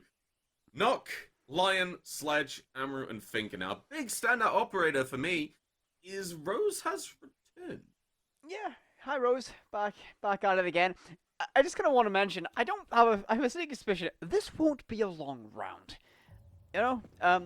One thing I will say is at the top of your screen, yes, that is a recruit symbol for Flores. It's close, because Flores isn't in the competitive pool yet. I don't think we have a symbol for him. So Flores is banned, but essentially it's caught us off guard, caught us sleeping, but caught snoozing. Oh, on the fly production. We've just heard we're gonna get it. Weapon, you'll pull any punches. No, we are not. We're coming full force with all of it. And well, someone had a headgear on. It's from the esport packs. Are they whitelisted? Oh no, right. No, they're not. Because the only things that are whitelisted are the team skins, the Pro League skins, and the default skins. Hyde is going to be able to find that first kill, though, onto Ruri, and that Lion and Diffuser is taken away. The rest of Minutemen are kind of worried about what to do. They're very uncertain. Finker Beast will come through, but the Hyde is going to be finding a team kill onto that bandit. And, well, because of that, nom the no more. Describe Kieran actually walked his way down into kitchen. That's quite nice, because he can drone up. He can get eyes on this cool 5 stairs, and most importantly, this Frost map might be difficult to spot if Hyde is able to find the kill. The big thing is, well, a lot of people are quite focused on the chat right now, and I think Minutemen have definitely capitalized upon this. Yeah, I think as everyone types away, Minutemen might be able to try and get aggressive, get some free map control. Kira's gonna get spotted out, or spots himself out, I should say. He's just, making sure he has no headgear on. Just double checking. Okay, I'm good. I've got no headgears on. It's fine. It's gotta be done. Play them. Yeah, sometimes, gotta check yourself out. The Nox gets a kill. That's gonna be Dumfries finding a kill in the Heizo, and that's gonna be the FMJ singing Great Song of Death. Nox finding the opening kill is a rarity, a rare sight these days, and. What, Nox getting a kill, or the FMG getting a kill? A Nox, to be honest. Unless it's aces on this map, exactly. And while we're going to see the Nox finding a second one, Dumfries found a wonderful read through that position on the wall. We hear that Jaeger's carbine singing, well, it finds the death of 2.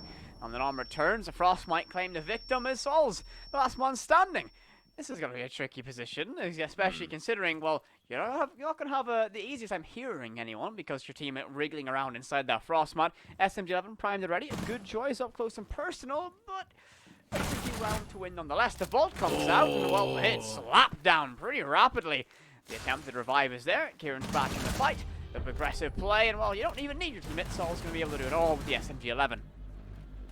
Yeah, not a quick round like you talked about. Honestly, it was kind of there because I'm not really sure what to say, I won't lie, but we got the Florist symbol now, Whippet. I mean... Woo! Yeah, round of applause for Noah, honestly. Get in there, Noah. Clutch. I mean... Let's be honest though, who saw it coming?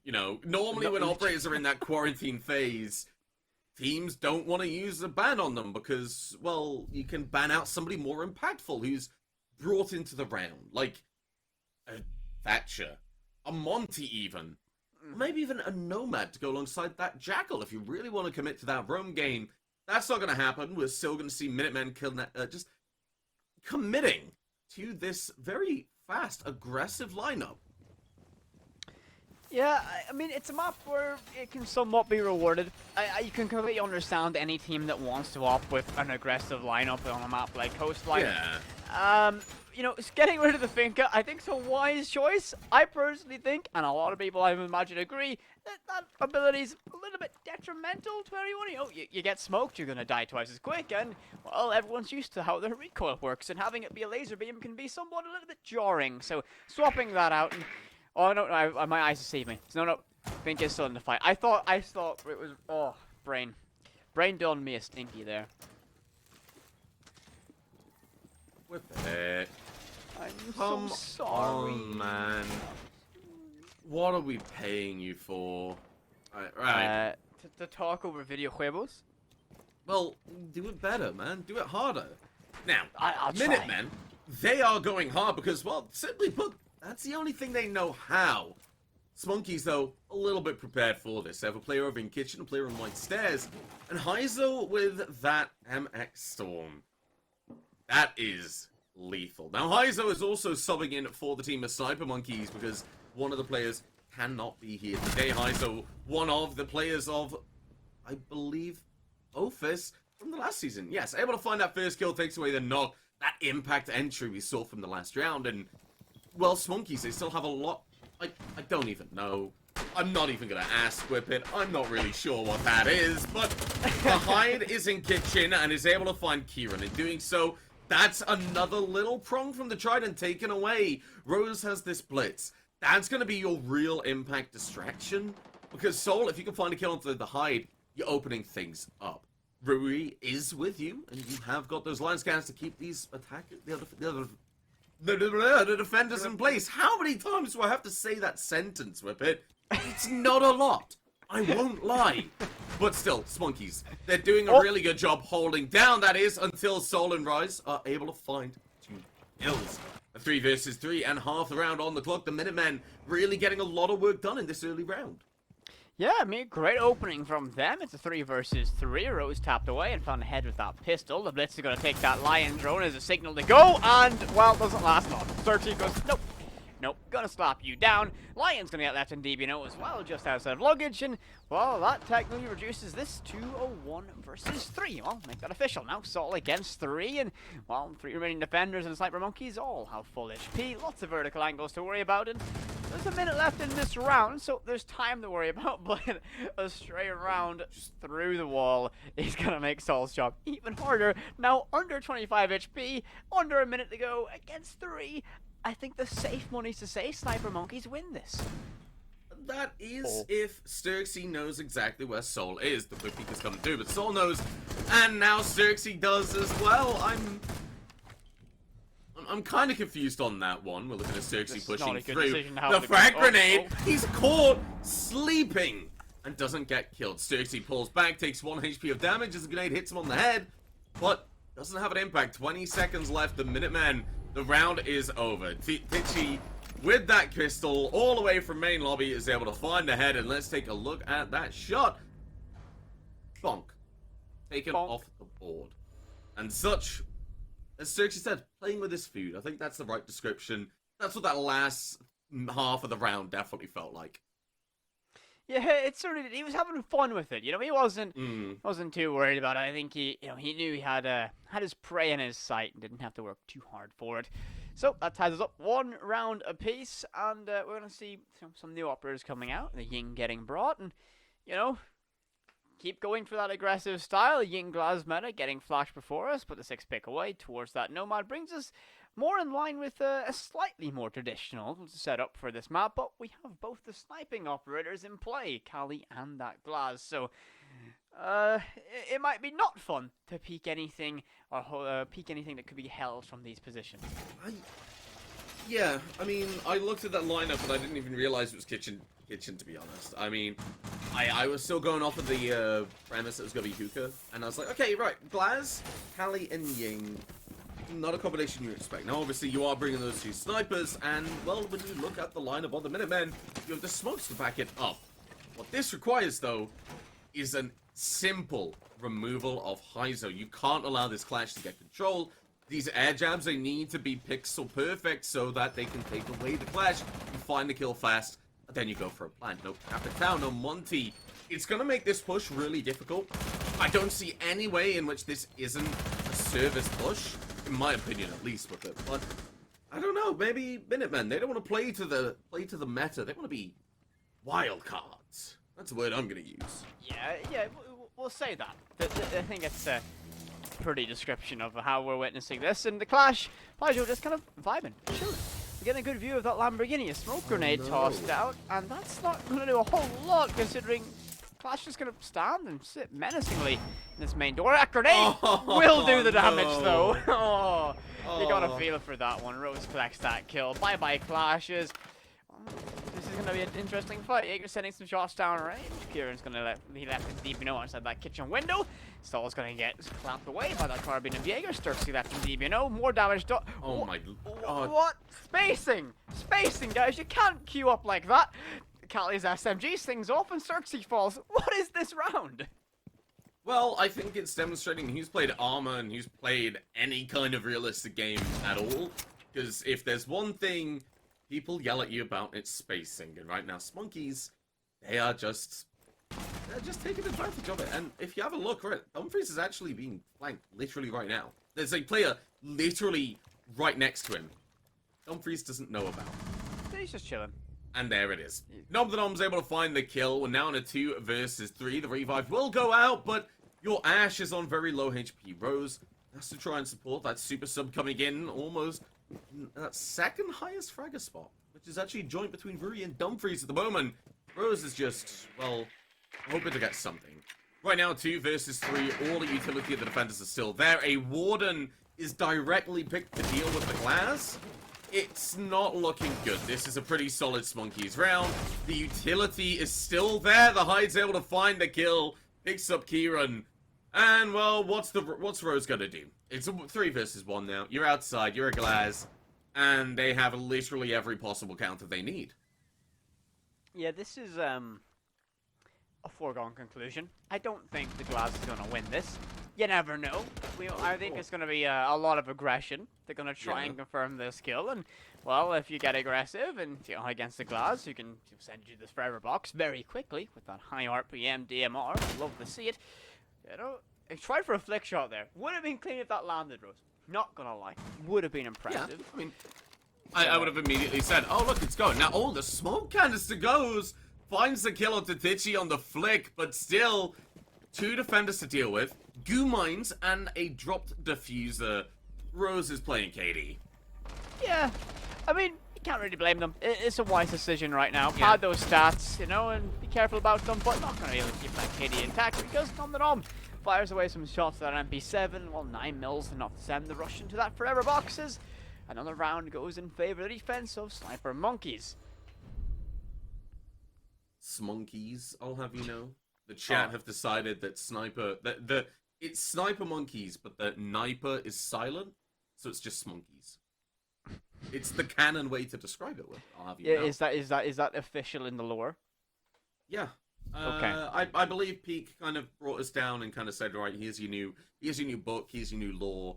Get the reading done, which I've already called you out on with it. So I mean, listen. I've got a lot. I'm out here speed running Resident Evil Village. You think I got time to read the new lore? Well, That's you want to basic.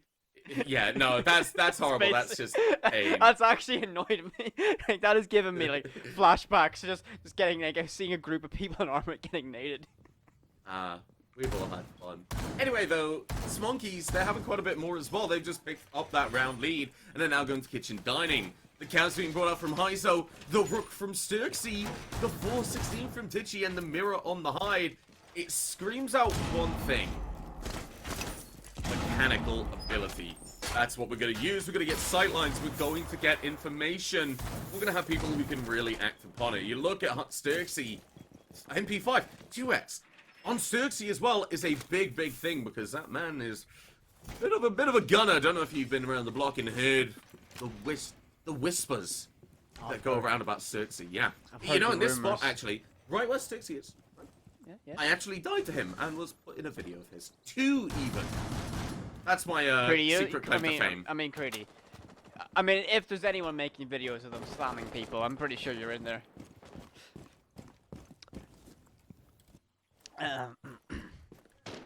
And that just made the cut. Okay, so Smonkeys, they have a very wide defense. They're looking around and positioning themselves ready for Minutemen to just do anything. I think Minutemen have just shown that they're just going to go for a push. They're not really going to have much coordination about it. Although, at the round 4 mark, this lineup's looking a lot more solid, as in a actual competitive lineup. Dumfries able to find the opening kill with that Nomad, Ruri, and the ARX able to find 2. That's Sturksy in the Hide being taken away, and Minutemen looking quite comfortable. Rose is able to find another kill, but Titchy gets the refrag, and you know what? No, I'll give it to you. The Minutemen, this is a much more comfortable lineup, and they're getting the plant down in a 4 versus 2.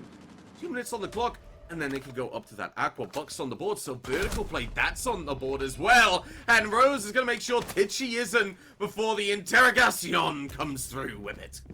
Well, there's your interrogation. There's a chance. Free wall hacks. Will he be able to do anything with them? It's going to be a big thing of asking. Shots whizzing around, and that team kill gives an opening. It's a 1 versus 1. The shot goes out. No! Oh, no! That's another one. Interrogation. That's going to be... Oh, Rose trying their damnedest to save KD. That diffuser is as free as you like, and, well... I think Sturksy summed up that round pretty well. Is interesting in that conclusion.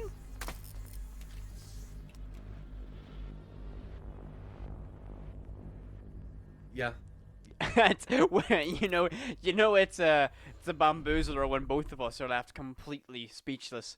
I mean, yeah, right. Okay, so I've got to say something. When I did Yukin 2 with it, there was a clip of Win Your Wands going 7-1 against London Esports, which was a huge win for them. The one round they lost had a couple of whiffed shots and ended up in a YouTube video. And I feel like that's the kind of energy we're seeing right now. We're gonna have we're waiting for Minutemen to get the Rose back in, and we're gonna have a pause. So we're gonna have a look at these replays and again come back to us. Like, look at this, Whippet. The team kill, and then Ruri is not even pre-firing the only door that they could be in. The Spaz 15 shotgun, it wins, and it makes you cry if you're on the Minutemen roster. Because that was the first round they brought a typical lineup and executed in a competitive manner, which you typically expect to see. I'm going to add that little asterisk in. I think that entire final 1v3 is cringeworthy. That hurt my soul on a deep level. Just you can't let that happen. You've got to hold your positions. It was words can't even describe how that made me feel. Let's talk about the first half of the round there, because I feel that went a lot better. You know, Minutemen, they found out those opening kills. They collapsed very early. They took control of site. I've just been told we can see the entire round at the moment. That's how short it was. But the big thing that we just need to point out is Minutemen, that was a very clear shift in both mentality and tactics. And there was a clear benefit because of it. That plant went down very early on, and then it came down to just giving away the round. Yeah, we have the entire round replay of it. No, we don't. So we just got our player back. It's a hectic world in our production, you know. But yeah, you never know. But our player is back, so we'll be able to get back in the action pretty sharply. We're just waiting for everything to get confirmed. And there we go. Yeah, we're back in the action. Let's hope we don't see. Let's hope we don't see another that. Right. What I've just read in chat is that Rose left the game. Yes. As soon as it got interrogated, right? And then the game actually crashed after they left. Sus? Sounds kind of sus to me. It's not funny when you do it with it, I'm gonna be honest. Now, anyway, while we return to this Hookah Billiards site, now we're seeing Smonkeys. The shift is there for them as well.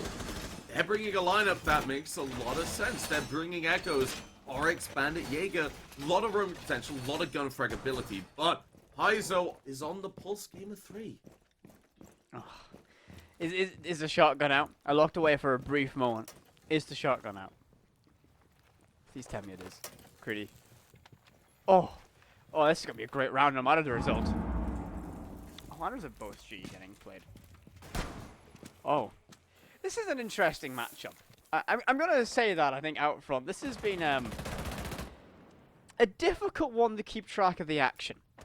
Some damage done early to Rose. Don't know exactly the source, but the boss G fired up medicines, and no damage is done. And well, Rose is, pleading, come back out, come on, try it again. I'm primed and ready. There's an air jab there as well, and well, I mean, he doesn't, but he doesn't get a kill. Oh, that was the A-quit.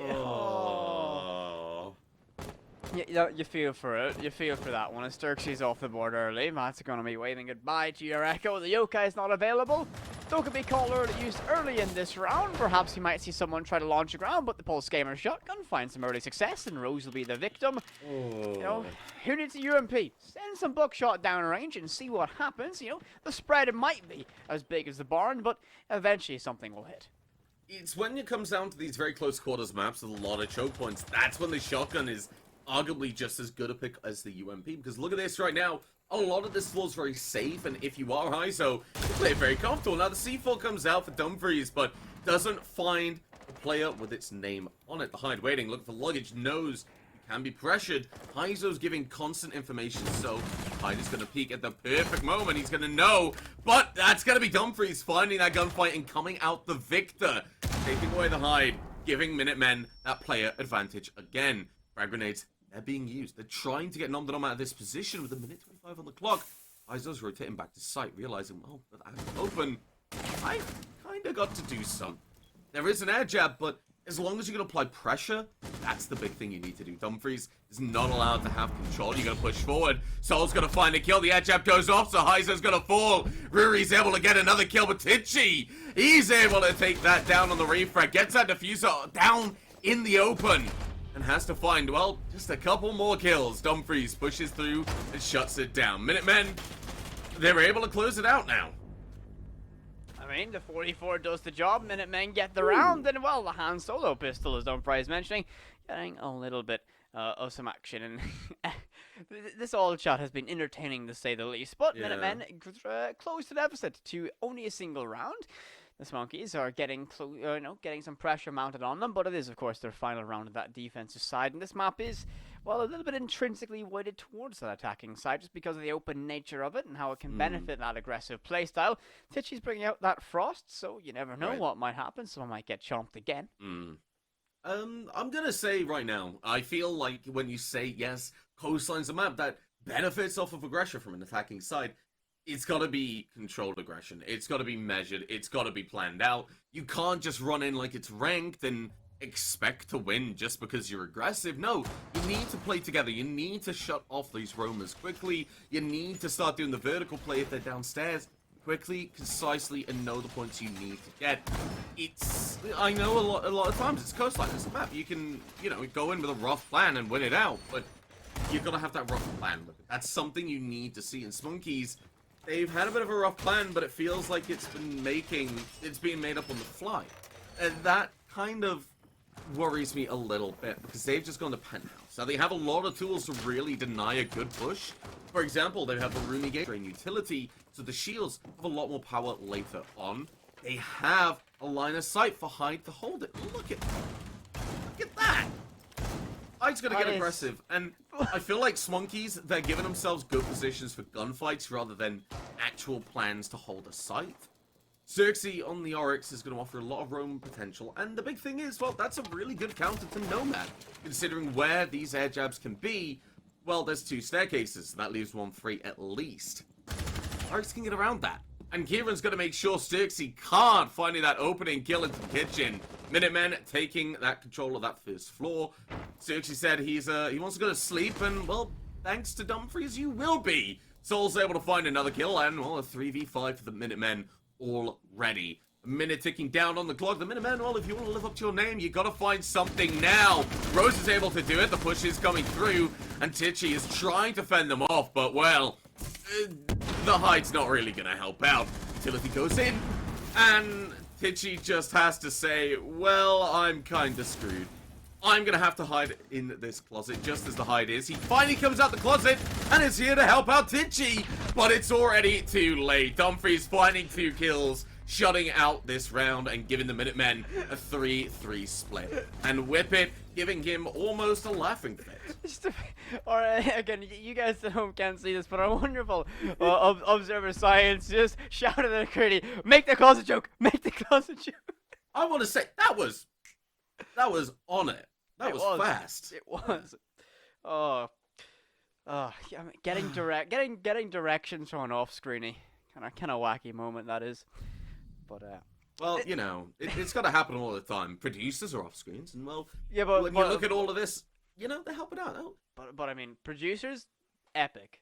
Science. Oh, you saw it as well. No, Rose, no! How could you do this? No. Oh. Well, anyway, back to the round at least. I think that's what we've got to talk about is aggression coming out from Minutemen.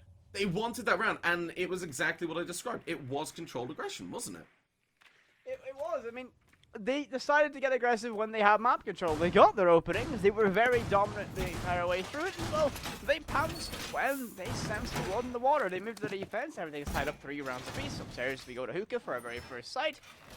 This has been an interesting match.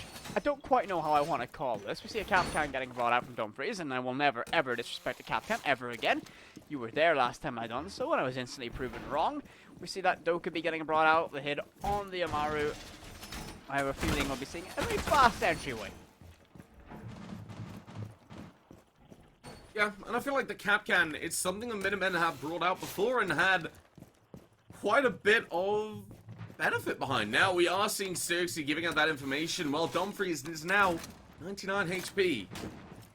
Well, that's going to ruin everything if you're the Minutemen. Your defense, it's in the dirt. Your attackers, they realize, well, Capcan, he's lost 1 point of HP. What's 99 more? Now, Xerxes is having a little bit of moss issues, it seems, right now, and is looking to get a wallbang, but it's just not going to land at the moment. The cheats just aren't really working, I'm going to be honest, but that's perfectly fine. Maybe give him a little bit of a reboot, Xerxes. You'll be fine. You'll be right as rain. the big problem that they've been working was nobody is there. Rose is going to get picked off in Aqua thanks to Heist on the big window. And what I like is Heist has just dropped down, realizing that Sunrise window is always a threat. Sunrise window is a scary thing to worry about. So a lot of damage done there on Ash, and I have a feeling that was a Capcan trap, and never doubt them at all! Never doubt the SMG as well. A wonderful shot down towards Sona, finds the, well, not the opening kill, but finds a retaliation, get everything back to 4-4. Great retaliation moment there. Hit looks perhaps to find an entryway inside of Hookah. G8 primed and ready to make this engagement. You see that Legion lying in wait for perhaps an opportunity to strike the moment he hears a goo mine. That's going to be Ruri off the board. Nom the Nom gets aggressive just outside and stuck with that goo mine. Has to pull it out before any more damage is done. C4 launches at heavens, but to no avail. Well, just a few moments faster, it could have done some damage in push to Hookah, and well, the coverage isn't quite there. The Capcan has a bit of presence, has some effect on side of cool vibes, but not for long. Sturksy finds that kill, more damage sent down range, and well, Minutemen reduced to 1. It's all down to Soul, and not going to last too long. It's the SMG-11 in the hands of Hid. Finds that final kill. Smokies claim round number 7. Find enemy lines, I think, is what we're going to describe for the mute there. But, well, wasn't really much impact from that ending. I feel like Smonkeys, they found that opening kill, they lost a couple of players, but everything was a trade. It was either site control or time. It was something that they got for it. And now it's Smonkey's turn to bring the Blitz and the Glass. And, I mean, there's only so many times I can joke about it, but, I mean, well, there's a Clash on the board and a Warden. So the counter's there for one of those operators, but the Blitz is going to have to... I like to see just kind of the Clash if it was stuck and not 6-picked off. I want to see the Clash, Blitz, and Monty go at each other. I want to see Blitz just try and melee the Clash and the guard break constantly, but just turning... And nobody can really do anything, but that's not going to happen. 6-pick onto the Monty and a 6-pick off of the Clash onto the Jaeger means that we're going to see a more typical kitchen defense if we're going there, which we're not. That's the big thing. The 2 shields now, well, what potential do they have with it? I mean, I don't know how this is going to work out. You're giving up 2 active guns for the shield. The Monty can take lots of control for free. The Blitz can be more that aggressive element. It can be difficult to deal with, especially in that 1 versus 1 scenario, but you can get caught by a crossfire pretty easily, and you know, bringing 1 shield is justifiable, can make sense, but bringing 2, sacrificing that second available rifle, I don't know how I feel about it. And Rose, well, has that pistol primed and ready, baiting out that shoulder peek and trying to line up a shot, but we have that benefit. No silhouettes are even in that general vicinity, so it's going to be an effort in vain to find that early spawn peek. Of course, Smokies with that early advantage, or that current round advantage, not going to be committing themselves to hunting down these spawn peaks. Just going to be kind of playing it easy and trying to get some early picks, perhaps launch themselves into that push towards the objective, and I think we're going to be seeing an entryway into the kitchen, and both your shields are duo teaming, stacking up together. Why have someone with an assault rifle there for coverage when you've got 2 shields? Yeah. That's my analysis. Yes, now the diffuser on the Monty, Dumfries hears it and is very worried because the Monty comes through, you miss your 1 chance. Dumfries gets the kill at the Heiser and runs away. Hitchy's still alive with the diffuser, but Dumfries realizes, well, you can take a Monty in a 1v1.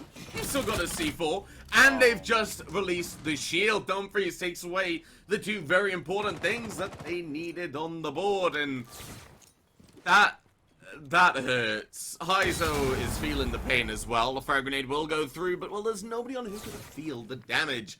ADS will catch the other one, so Rose is just holding position, looks at the Yana, spots it, realizes that's the actual Yana, but isn't able to find a kill. Dumfries will with the C4. And, well, it's a symphony of shots at this point, and Hyde is looking the weaker right now. Will down Soul, but doesn't realize it's so. He'll have to get back up. Will be called out that you've injured him. Okay, great, but, well, Kieran's there immediately, and the biggest thing we've got to ask is, what is this game? By chance you quoting the fact that we're both a little bit confused about this, I think. This has been unorthodox, to put it in as kind of terminology as I can phrase it, perhaps. I mean, it's in like no round is predictable. Something Hmm. new's happening every single time we see them. But it just doesn't make sense. Pitchy, you can't play that. That's not an okay skin. 6 picks away from the fuse. Bye bye, elite fuse.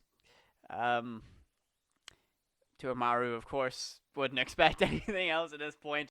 Warden coming out again. Yeah, I mean, this double shield push inside of Sunrise just collapsed. Like, Dumfries has no right to win that. No right at all. And then just the confidence to go, alright, Monty, I'll win this one. Yes, the guard break makes that easier. Rose, of course, in a scrappy fight, but comes out victorious. And actually doesn't come out victorious. The C4 is there for that trade. And, I mean, chaos. Just a chaotic type beat is how this matchup has been so far.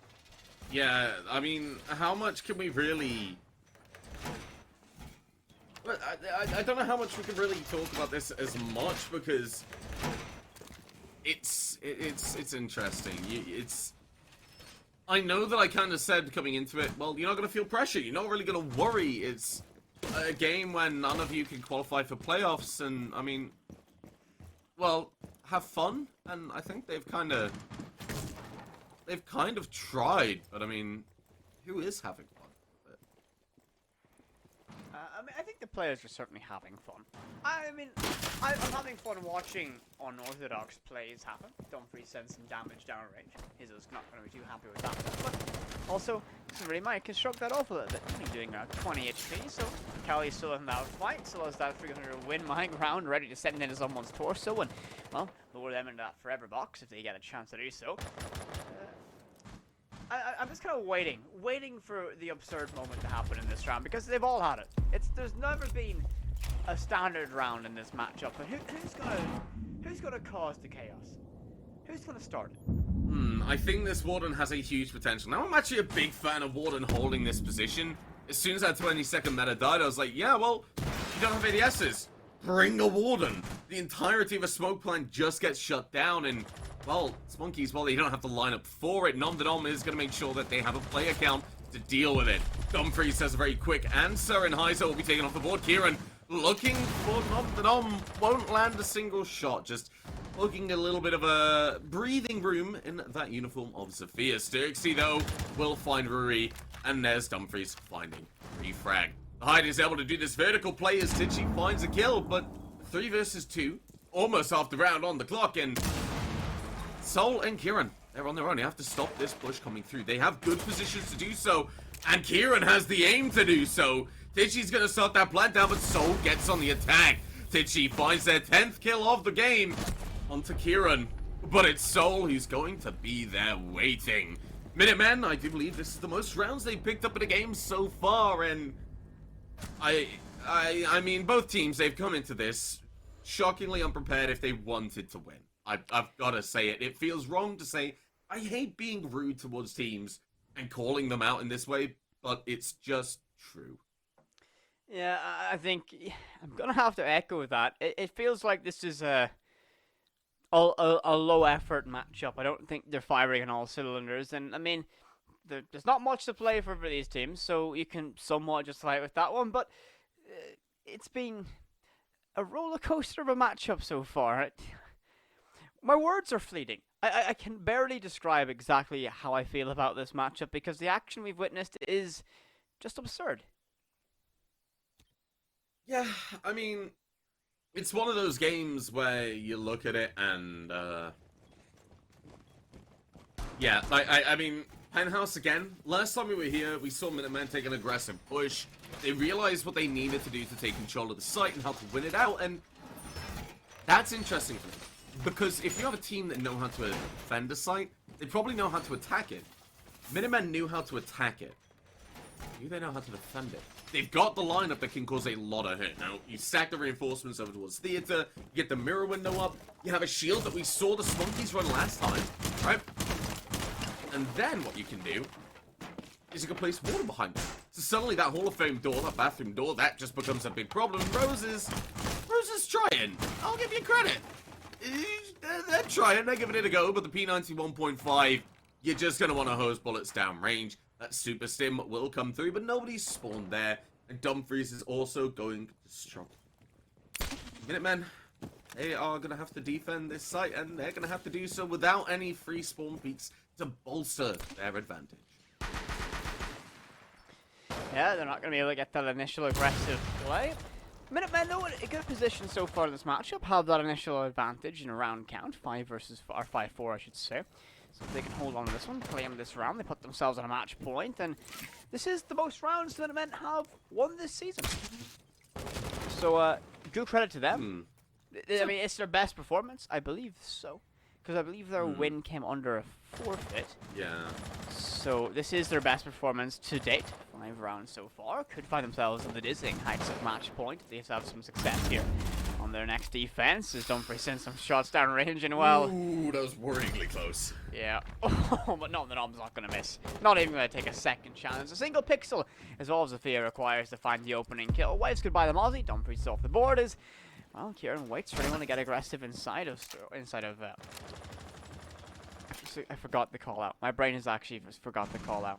Service. There we go. Thank you. It's alright. It's fine. We've all been there. I mean, like, people can, when we have a little bit of downtime while this monkey slowly push through and have control of sight, well, anyone can tell you this. Played with me, simply put, as soon as the casting call is off, well, I don't give call-outs that are good. Now, Cirx is able to find a kill. Brewery gets one of their own as a refrag onto that Cirxicle, man. But the C4 is going to find another kill. The Lion Scan's coming out. The plank's gone down. Smonkeys, this is a strong position to have. You just need to keep it. The retake will be taking place from this theater wall and from Hall of Fame. The double peek onto the window. The hide is going to shut down, though. Finding Rose, downing Ruri, and confirming the kill. It's all down to Kieran. Warden, Commissioner Gordon.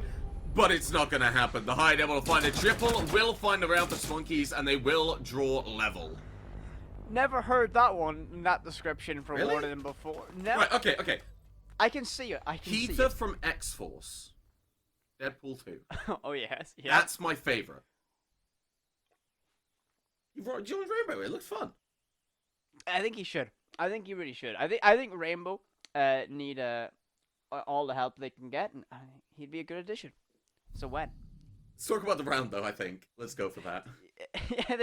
I think us theorizing of what fictional characters we can port into Siege is perhaps saved for a rainy day. Or a really long rehost, who knows. But yes, Monkey's a very strong play. It was attacking of Penthouse. They got control with relative ease, and they just got the plant down. They had utility, held their crossfires, and well, anyone that's played this map on ranked or competitive or in 10 months just knows that the fuse goes down on a map or a site like Penthouse.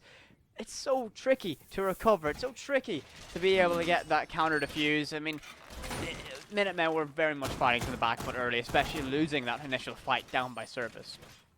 Yeah, I mean, I saw that. I was like, okay, Minutemen, you lost a player.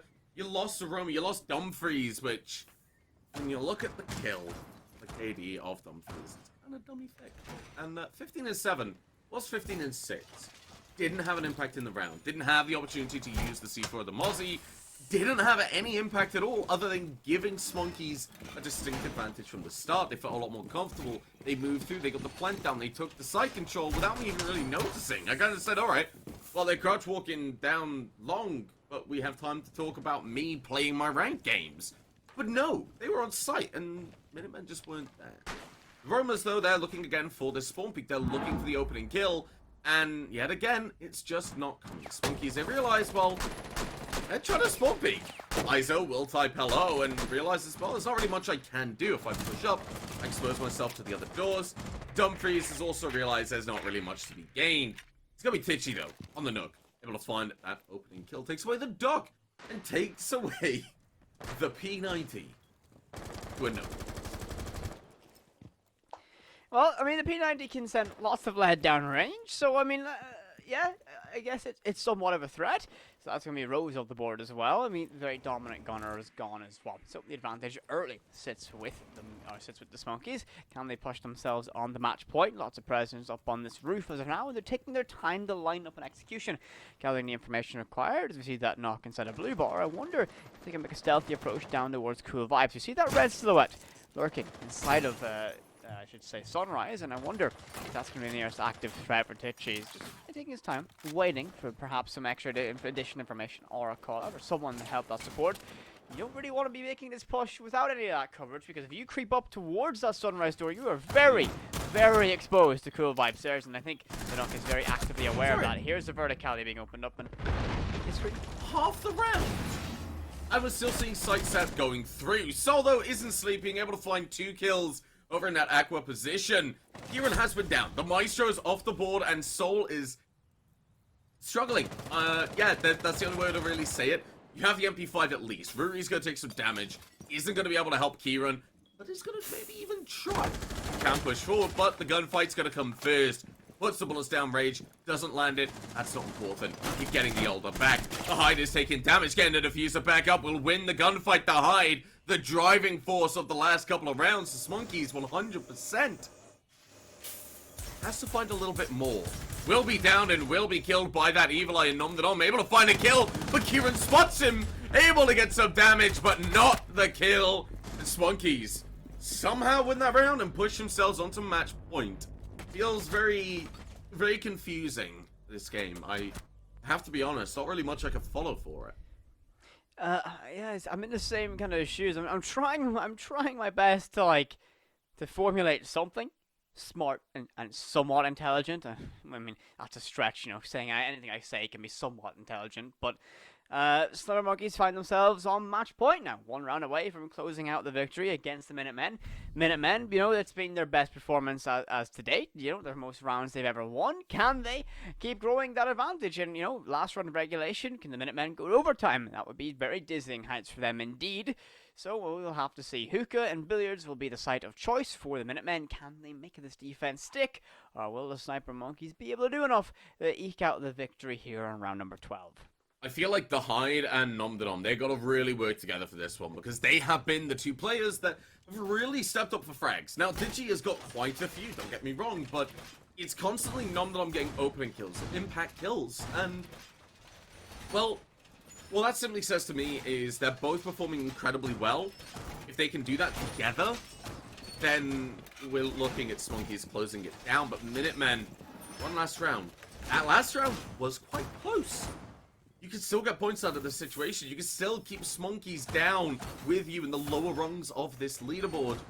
But it's going to require something huge. And I feel like early kills being given away on spawn peaks is not it. I think that's a pretty safe assumption. Yeah, I mean, the spawn kill is a gamble, to say the least, and I don't think you can realistically rely on it to be a catalyst to find some early success. Titchy's going to be bringing up that Boss G, cogging it up, rocking that 1x on it, but nonetheless an interesting and unorthodox use of the weapon, perhaps. SMG 12 primed and ready as that secondary use, and it does look like the entryway down below once the sun rises. It's going to be the first on this checklist of objectives to achieve.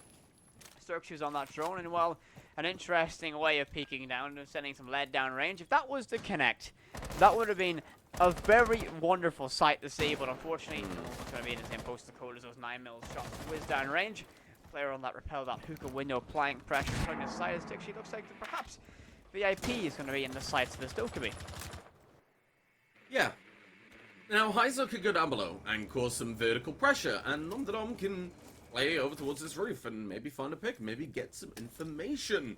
Most importantly, though, this quad wall's being opened up.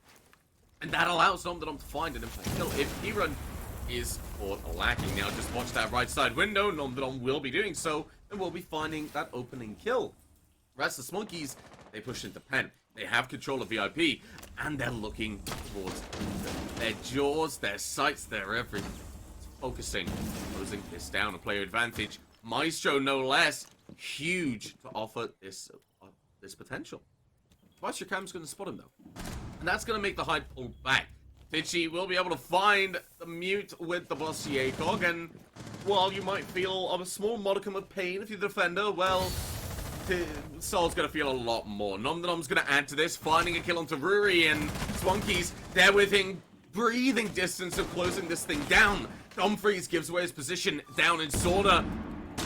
That means Swankies, they can push side. They realize only one player's there. It's going to be down to Dumfries with the run out. Gets the diffuser on its own. Finds the first kill for the defenders. And Rose is going to try and add on to it. Finding one, but not the second.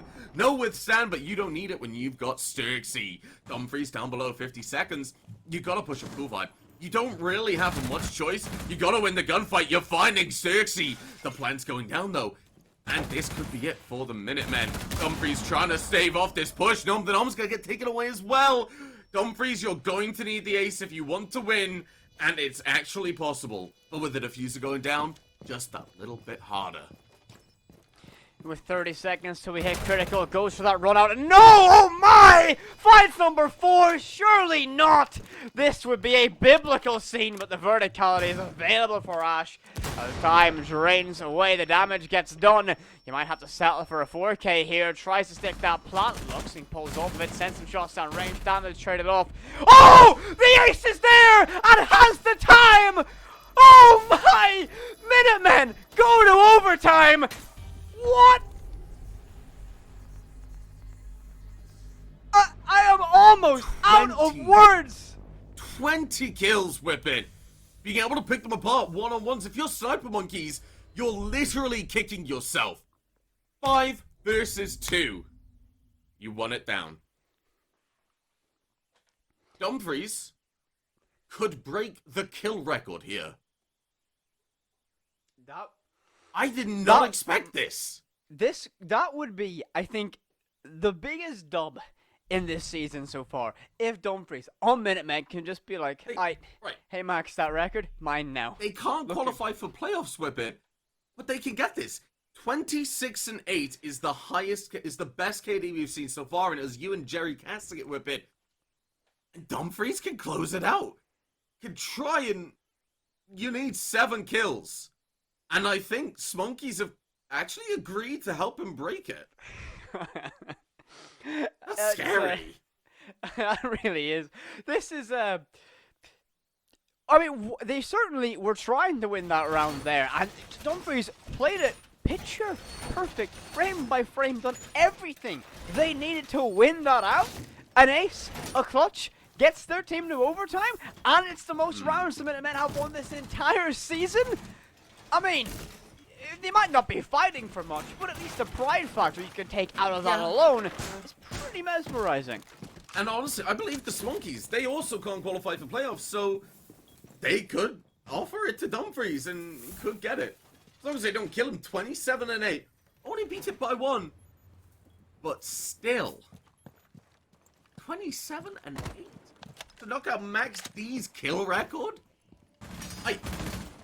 I don't know. I genuinely don't know. Right now, Dumfries has definitely been an impact fragger for the Minutemen, and, well, that can have more impact. He's definitely feeling it. If you look at him, he has support of Soul as well on the roam. That's going to be huge. Smonkeys, though, we're going to see whether they actually want to give it away. And the rest of the Minutemen, they also want kills. Rose, White in particular, is going to be running out with that Clash Shield, looking to get a frag, or at least some information. Dumfries, though, will know that they're pushing, and will know where they're coming from. An impact aid will go through of Dumfries, maybe making vertical sights, realizing, yes, exactly, that they're on hookah balcony. You can find some incredibly free kills here, let's be honest, if you are looking at the right time, and they haven't gone for the roam clear, which Monkeys, they just aren't. Dumfries finds the kill, the opening of this round on the Xerxes, on the 21 now. Like got to that kill record again. Actually, if you're watching this one, that record you held might be slipping between your fingertips, and you can't do anything until tomorrow to try and redeem that. But who knows? We've got a long road ahead of us. Xerxes trying to get this fight. Dumfries is going to get a bit of brawling while shuts down that Legion. 21 for the end of this round is all that matters. And well, some nice, everyone wishing him or kind of going, heck, he's not going to be able to break the record now. Kieran in a great position, tapping away, sending some 9mm down range. Now already misses the head of that Sophia, who now drops away. That was nom de nom. Back to the Sunrise they go.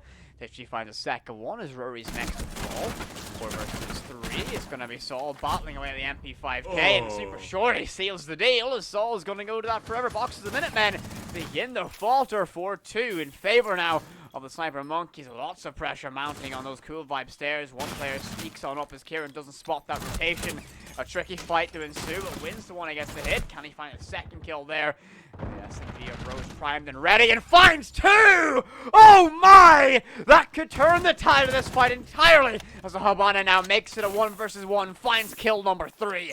has the flashbangs to burn away the Saria gate, but face down with Rose on the clash. But one thing to note is the low HP, and I think this is going to be a game over with 30 seconds left to go. The electricity was going to run out. It's going to be, oh no! I thought for a brief moment that Rose would clutch it out, but Sniper Monkeys on the match point. Nearly able to get it down, but the Sniper Monkeys, they need to win another round. The big thing for me, Whippet, is Minutemen barely won Hookah Billiards last round to push them to overtime. And they went there again, Whippet. Went there again. Yep. And that's a big, big problem. Because you've just gone to the same side that you needed an ace clutch to win out, and you've given Smonkeys that opportunity to close things down. Our observer is pointing out that actually, Minutemen, they're going to pick up their first point in the entire league because they push it to overtime. Even if they lose, they get 1 point, and it's more of a consolidation point, but like you said, the pride. That's the big thing on the board. Now, if you want to see Dumfries winning this, he's got to come up huge this round and the round after. Smonkeys, they're ready to close things down. Rose, look at that lineup. Absolutely beautiful, because Minutemen, they were being pinched. Smonkeys had their positioning to deal with the Aruni. And they didn't. They forgot about Rose. They forgot about the clash. And because of that, well, that wasn't... They really suffered. It was a 1 versus 1, and I feel like Rose shouldn't have taken that shield off. You should have kept the shield on the board because you're low HP rather than peeking. Dumfries, an ace, will draw level with the kill record. Can it be done? Maybe. We've seen it happen before. But now, Minutemen go onto the attack on Hookah Billiards. Seriously bringing this Ella, and the lineup of Smonkeys is definitely just screaming that they do not want to give it away. This is a very mechanically based lineup, and Sturksy is just going for it. Unable to find a spawn peak though, Rose will take some damage, and the rest of Minutemen, they're not feeling very comfortable moving forward. Can't imagine they would be feeling comfortable. Rose is going to take that initial chunk of damage, so reduced to around, losing around... Let's say 30 HP. I think that's, we'll say that much done. It's hard to tell if it's not a clean increment of 25. My brain is like, we'll throw a number up there and say that works. So, all players still on the board. It looks like Sunrise is going to be the primary area of contention where he crosses that doorway, perhaps to try and apply some direct pressure to the bomb site inside of Hookah. Seriously, with that Scorpion Evo, basically a pocket A10 Warthog, it can go burr at close quarters and can make anyone into some Swiss cheese. So he's going to be waiting for someone to stumble into his crosshairs pretty soon, and prone by the plant pots, it's going to be the hit. Twitch struck. Does spot him out. He's not going to be able to remain stealthy in this round, and he's going to retreat back up on the Cool Vibe stairs, forming up a more fortifiable position, not relying on the factor of stealth to keep him in this fight. No, we're going to see this round play out as Rose finds the opening kill on the nom. Yes, and in doing so, well, you've taken away the bandit. Minutemen putting themselves back inside the fight. The Yada clearing out that bottom floor, making sure they don't fall to the big problem of the Smonkeys' attack of Hookah, the vertical plane.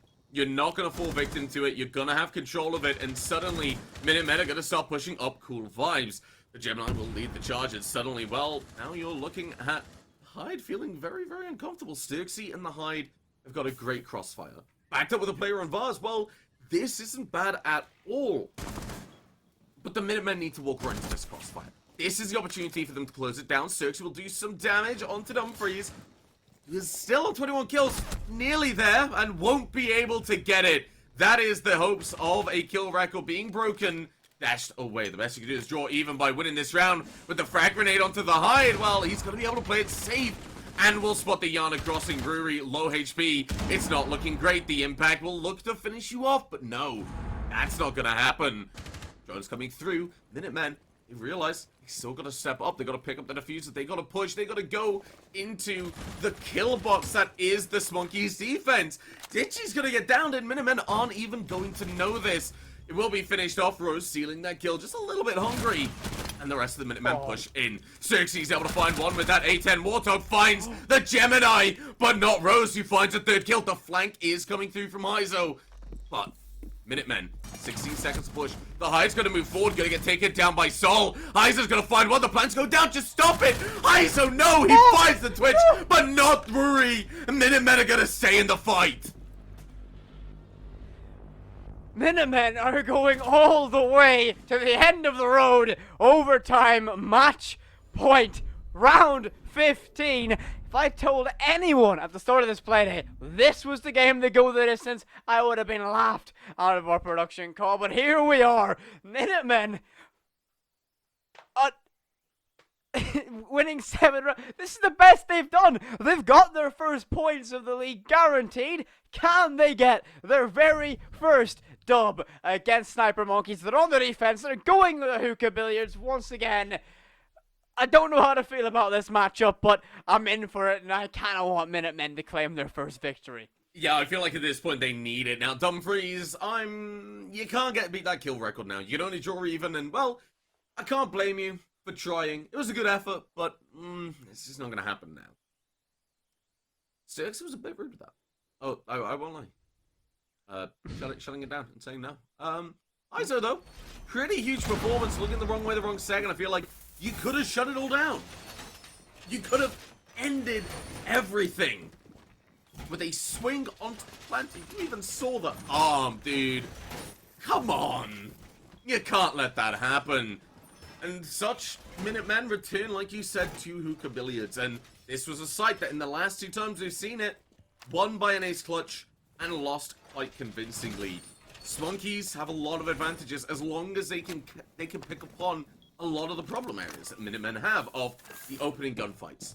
That's where Smonkeys, they've been able to win out quite a lot. Dumfries, yet again, is going for a spawn peak. If you lose this, I'm gonna say it, the round and the game is over. Immediately from this one gunfight. Nobody on Smonkeys, yet again, is going to spawn here because, shockingly enough, Whippet, they know that that's the angle.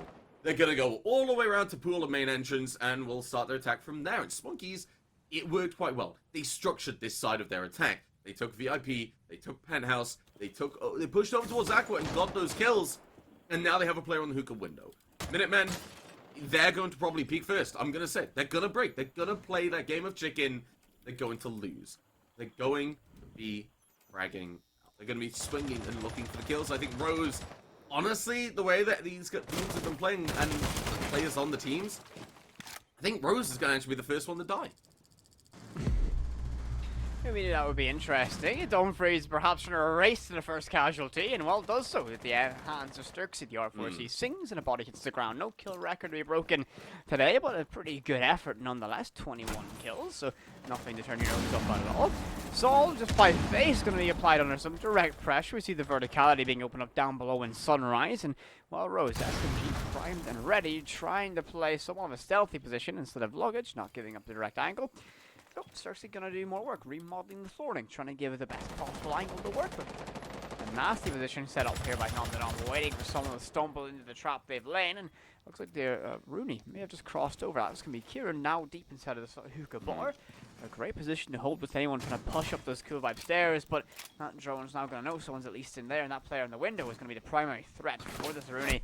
Will that be the factor? Down below, the verticality is there. Sturksy is a lot of damage, and well, the trap set up by Zofia. Nondenam is gonna pounce on that one, and well, that's as free as you like a kill as an E1D rings out across the map, marking we only have a minute left in this round.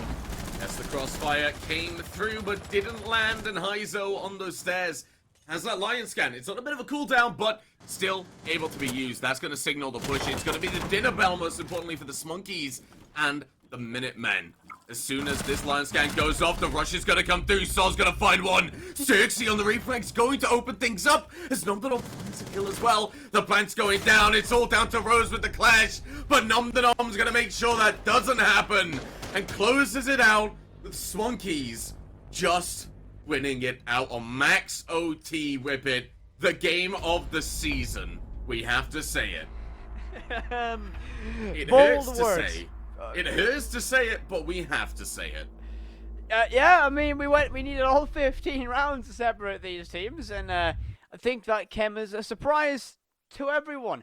I wasn't expecting this to go the distance, but I'm not necessarily disappointed. It was absurd interesting. Nothing was standard about the opening phases of this round, but it was entertaining, and that's the very least. You know, if it kept us reasonably speechless for that opening, you know, those first couple of rounds, you know they were doing something abstract. Yeah, it was definitely both teams kind of just having fun with it and just doing whatever they wanted for the start. And then they realized both teams could win. That's when it all changed around. That's when we saw teams really start to give their all, bringing lineups that made a lot more sense, doing strats that were a bit more typical. I'm not going to say typical in general because there's a lot of weird stuff that we saw. I think it's quite safe to say that kind of reminds me of when Peak was playing as a sub in Season 1, and he'd say, hear me out, I'm going to go do this. He'd do something, it would work, and we kind of leave us speechless. And I think that's what we've seen today with it. Yeah, certainly so. I was left speechless for so many of the rounds during that one, and I mean, it was just, I think it was such an odd match, but I'm very happy it happened, and all things considered, Minutemen, get your first official point. Congratulations to that one, and I guess it's something to take out of the season. You put a standing up, your best performance tonight, and you went all the way to max OT, and who knows, only if a few things are tweaked, they could have got their very first dub. Yes, but unfortunately they weren't able to. Sniper Monkeys will add another win to their collection, but, well, neither teams will qualify for playoffs. There's one team that still can in the matchup for today. That's going to be Team Triton and the Froggers, and that's going to be coming up very, very soon. So, grab a drink, grab a snack, have a breather after a game like that, and be back here when we start.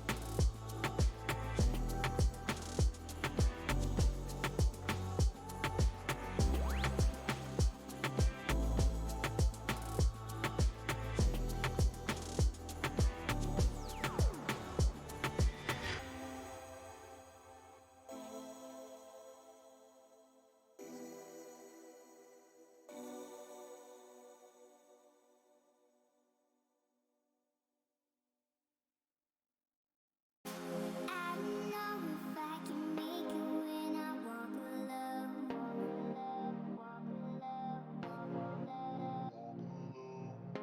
Can somebody come and save me? I just wanna know. I wanna know. I could run through the fire, I could conquer the night. If I can make it, if I try to draw the red light. I could run through the fire, I could conquer the night. If I can make it, if I try to draw the red. I could.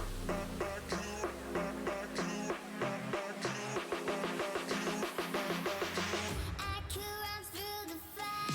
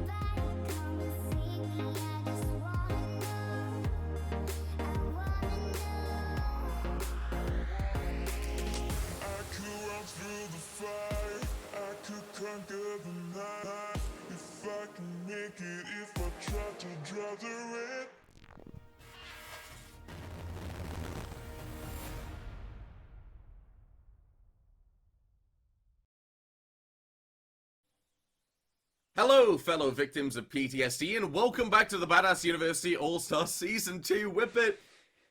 That was a game. It was interesting, it was exciting, and most importantly, it melted your brain. Yeah, I think the exact description was melty brain type beat as we got through the end of it. But yeah, it was a video game. It was a game of Siege. I don't quite. I think I'm gonna have to sit and deliberate for a few hours to put a good poetic description of exactly what we just witnessed. But that wasn't the end of our matchups this evening, and well, we've got a very exciting one ahead of us. Team Triton versus Froggers has a pretty importance for the standings. If Team Triton get a victory here, they're going to be able to catapult themselves into somewhat relative safety inside the top 4. So, massive importance for them. Froggers, they're just outside the top 4. They can make a surge if they can get all 3 points out of this matchup today. So, very important one yet again. Yeah, but they have got a big ask ahead of them. Team Triton, if we bring up the standings, they've been a very comfortable team. Now, they've been one of the teams that have been stronger from the start and consistently strong. And, well, it shows in their positioning right now. Team 4, but they're still tied with Lockdown Ludens. This is obviously at the start of these games. They've been bumped down. They haven't actually been bumped down. No, because Randy Ravens didn't win their game. Imperium and Mandem, they've just swapped places with the Princesses. But Team Triton, still in that 4th place. A win solidifies that position. They go to that 2nd place for now. And, most importantly, Whippet, they're going to be very comfortable for the next couple of weeks. That's a big thing as well. It's not just qualifying, it's getting a high position in those 4, so you get the highest seeding, so that if you look at this screen, if you're the Princesses, you go play Triton, and they're lower down. They've had 5 games to get the same amount of points. That's the big thing.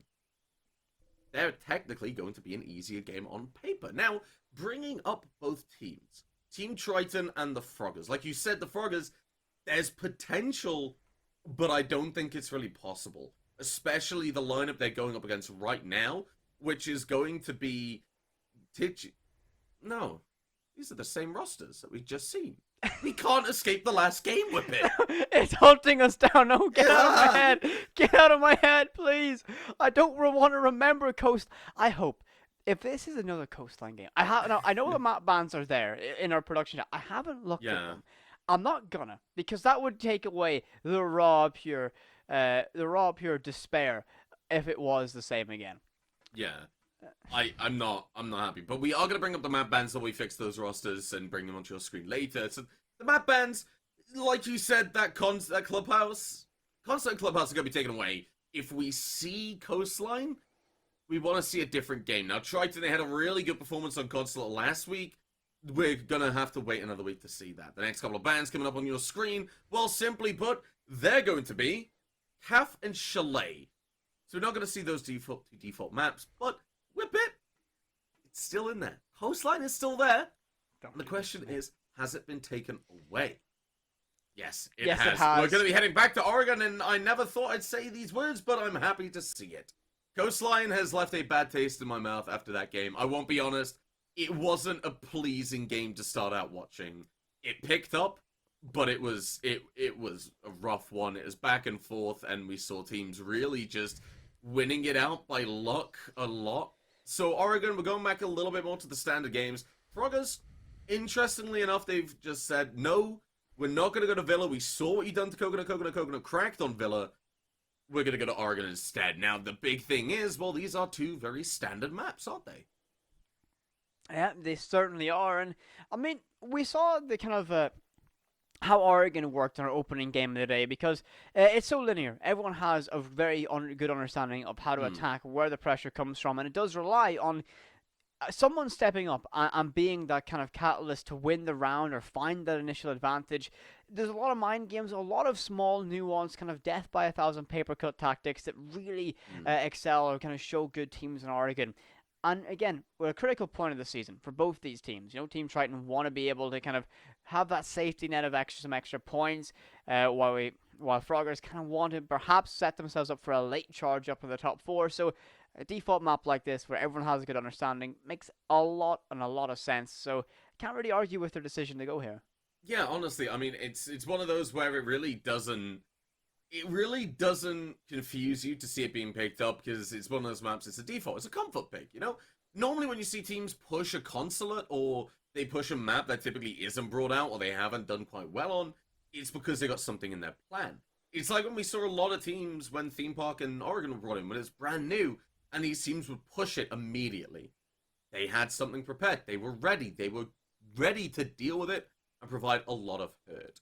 That's not going to be the case. We're going to head to Oregon. Team Triton, they're going to be going into this game very much the stronger, I think. That's going to be on paper, obviously, but in terms of recent wins, definitely. The Froggers, they've been very hit or miss, whereas Triton, they've got a very strong lineup behind them, and all of these players can really frag out and support. I've also spoken with Sardine a little bit in between this game and the last one. He said, you know, his support players really were awake in that consulate game. If they can keep that going, regardless of whether we see Triton on attack or defense, they're going to be quite strong.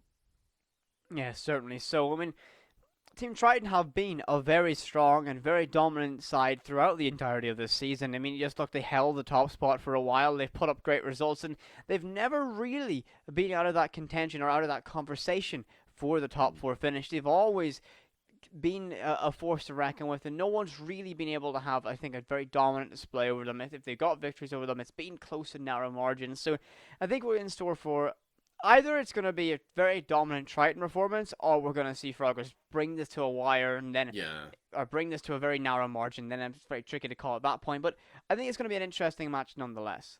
Now, I'm just going to see if we've got our rosters ready again. I'm going to hear in a couple of seconds whether they are or not. No. So while I get you to kind of just filter a little bit, whip it, I'm going to be bringing up the actual teams themselves, the Liquipedia and everything, just to make sure we get everything right so we can do it for you. I'm honestly looking at Triton, I'm saying this is such a strong team that they really, it is going to be Froggers really bringing something incredible to the throw, or it's just going to be Triton making mistakes. Yeah, so we actually we have the roster there, or at least we can relay the roster to you. And why don't you do it, Crudy? You know, I got the last one. I managed to not flub my way through completely. You give these names. You know, I'll give you that. On the side of the Froggers, you've got Reversed, Volcanoid, Daka, Hazza, and Mirth. And this is a roster that can perform. You know, Reversed on the Power Rangers, it's a T4 team that's got a good name for themselves. Volcanoid, she's also been able to have quite an impact in the T4 scene, been on a couple of teams, been in the first season, most importantly, as well. You've got Daka, Hazza, and Mirth. They really do just round out that roster quite nicely. But you look at Triton, Octagon, Replay, Sardine, Majere, and Maythems. This is a roster that have had an incredible performance. Maythems himself being called out by Sardine on a drunk stream for being, I'm gonna paraphrase because some words were used that we might not be able to say here, really goddamn good support. The droning was impeccable. You're looking as well for Replay and Sardine. Octagon and Sardine, two players, they have that preparation together. They have experience playing together from the Cardiff roster before Sardine moved to Kent. And Replay and Majere. Majere, an incredible support as well. Replay has the frags to really round out the roster. A really good Ash player knowing what needs to be done. And Whip It, we're going to be heading into the game. So you let me have the rosters. You can have the map bands and the operator bands. Oh, what a joy this is going to be. I wonder who's going to be banned from Oregon. Would it be a Thatcher for our very first one? Team Triton, please surprise me. It would be very nice to see a Thatcher available because of some of the pretty impressive things you can do with his EMPs, but drumroll please, it's gonna be Thatcher. What a surprise! Bye-bye! One of the most common bans instead of all the competitive play is not going to be making the cut for this matchup. Froggers now for their attacking ban, and I'd imagine this is going to be a hard breacher. Either an Ace or a Maverick. It makes a lot of sense to get that kind of done away, so that's kind of my initial prediction. Right. Or as Noah said, or a Jackal. Right, yeah. And, okay, what is with this? Right. Everyone is banning Jackal. Whip It, it's something I've noticed. Now, attackers have realized, well, if we ban out Maverick, then our attack just gets a whole lot harder. There are counters to a Maverick of gunfire, impact nades. 4 impact nades can kill a Maverick while they're trying to trick, actually, and it's hilarious to actually pull off if you're able to. We've seen a lot of teams say, okay, well, Jackal, it's a very domineering presence on the lineup. It's very strong. It's able to shut down quite a lot of freedom of movement in the same way a Nomad or a Zero can. And I think the Jackal ban is a way of countering. Saying, okay, well, it's not an operator we need in our attacking lineup, but it's not something we're going to miss when we're defending. It's something that we could do without. Valkyrie being taken away is someone we've also seen rise quite a bit. And that's because AIQ just doesn't get brought as much anymore. Because Echo doesn't get brought much. Because they're not invisible. Maestro sees a higher pick rate. IQ isn't needed to deal with the Echo. And suddenly Valkyrie just gets a whole lot more powerful. It's an operator that, well, you can hide those cams in very sneaky areas. Very stinky spots, might I add. It's a wonderful description. I think, yes, the stinky Val cams are often some of the trickiest ones to spot out. And I mean, one thing I do want to raise some interest or some kind of attention to is the fact that Kaid has been left through the board, and that could be a factor as we move into these rounds. Right. But Team Triton haven't brought the Moroccan operator out just quite yet. But again, yeah. Here's the thing. Cade has not been banned. Maverick is still there, so a Cade is a lot less impactful. That is true. Oh, I'll let you carry on now. Sorry. Yeah, but it's just something that's intriguing. Even with that Maverick per se, if they do try to, try and get the ace charges, open up a wall more fully to give yourself a better line of sight or a better angle, it can be something tricky to deal with. But they're just going to rely on mute jammers the old-fashioned way, and well, they're universally disliked by anyone who wants a drone, because it's going to be able to disrupt that, and you're not going to have a fun time gathering information, as that's going to be coming at a true premium for this opening round. As upstairs the dorms we go, is I really like that Melusi spot, that Banshee on that hatch as well. It makes it very difficult to make that active progression, and the use of Rooney gates as well, really trying to slow down any progression from Froggers, as well as replay on the roam down below. How much damage can this Melusi do? C4 primed and ready as well, so could be an active threat if this round plays out. I want to talk to you about a conversation myself and Jerry had, and you can mull over it throughout the round and kind of deliver my thoughts in a nice 7,000 word essay after Dubai tomorrow. Me and Jerry talked about Mute and maybe whether Mute needed a nerf, because Mute can do a lot of work. Like you said, those drones, that utility, a lot of stuff on the board that you just don't have the same range with a Bandit or a Cade. That's why Mute kind of seeing a bit more pick rate. You don't see a Bandit here trying to deal with that games or attic wall. It's Mute jammers. They shut down the drones. They shut down the Zero cams. They shut down the utility that tries to put the pressure on. Now, obviously, though, a Mute jammer, one thing it doesn't stop is Ash projectiles. So that closet, it's going to get open in record time, but Octagon still has this control. Murph in reverse, they're going to be looking to take this gunfight early on. Octagon just kind of backs off and says, well, you've already got the wall open. You might not peek it. This isn't a must-hold position. I've already lost the win condition. Yeah, Octagon has to play this very carefully, though. He's taking a peek like this is a very dangerous gamble, and while a single stray round can end their round a little bit early. So good job, though, kind of staying alive, rotating back towards main objective. Has that Saria gate for extra coverage, and the 3 ADSs as well. So stacking up this position is going to be a very potent one. Look, now we hear that skeleton D off in the distance, but retorts are taking around 20 HP worth of damage. Reverse tries to get aggressive and met by that Saria gate. The first problem that needs to be solved, and we're seeing this time beginning to drain away. Froggers are left with only around a minute to work with, and they haven't got a whole lot of progress. Finally removing that mute jammer from the attic wall, so they have access and a primary method of entry now. But can they capitalize upon it? I think they only have one extra Selma charge to make this push work, and this is going to be a very tricky position as we're now under a minute mark, and no casualties as of yet. The mute jammer is persisting, so information is going to be a very tricky thing to gather. Relying on reverse to take the face info peaks, and well, wins it at Octagon. First to fall, and that's going to be the advantage sitting with Froggers. Yes, finding that opening kill, taking with the Jaeger, and Octagon, a very prominent roamer. Replay is going to answer back with a kill onto Daka. Takes away the Nomad, and I'm not sure all the air jabs actually went down, but Froggers, well, they're feeling comfortable. They've got utility off the board. The ADSs have been taken away. The Selma gate's been burnt out. Has a Hearst diffuser. And with that attic wall fully reinforced, well, you're comfortable. You can push in. You could set up a crossfire. You could go for a plant on that little safe area. Vulcan below.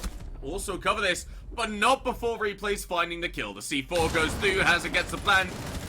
The swing comes through from a chair. The crossfire, though, it holds true. And the Sardine gets a kill. He finds another 2. Cleans up, and that's going to be Mathams on the diffuser. Information game for Triton. And just the last 30 seconds for Froggers. Just fell apart realistically. Sardine, huge collapse onto site. It just came down to Triton. They had the player advantage and they said, swing together. They can't kill all of us. It works. Well, that's fair. I mean, it does. I mean, it's an overwhelming force strategy, and it really did work to deny that plant. Or sorry, I should say, get the kills once that plant had went down. Triton claimed the very first round of the defensive side here in Oregon. And that's typically one of the hardest sites to get your initial round victory done. So they did a good job of that, confirming that initial score on the board as we move downstairs to the basement. And I really do like this edition of the Aruni. It's such a potent and such a strong operator because those Saria gates not only force that commitment of utility, which is always a nightmare, especially considering that the Jaeger's on the board and have that other catcher to worry about. But it's if you don't act soon upon opening up that Saria gate, it's going to get reclosed. You're going to have to worry about it all over again, and it's such an interesting dynamic because when that's opened up, you now know that you have around 30 seconds where there's likely to be an attacker to push on through it, and you can be primed and ready for that. It's a great tool for information and acts as somewhat as a secondary pseudo catching operator. If it works, it works, simply put. Heading out to that bottom floor, the Cade is being brought out this time, and, well, 2 words. Meeting hatch.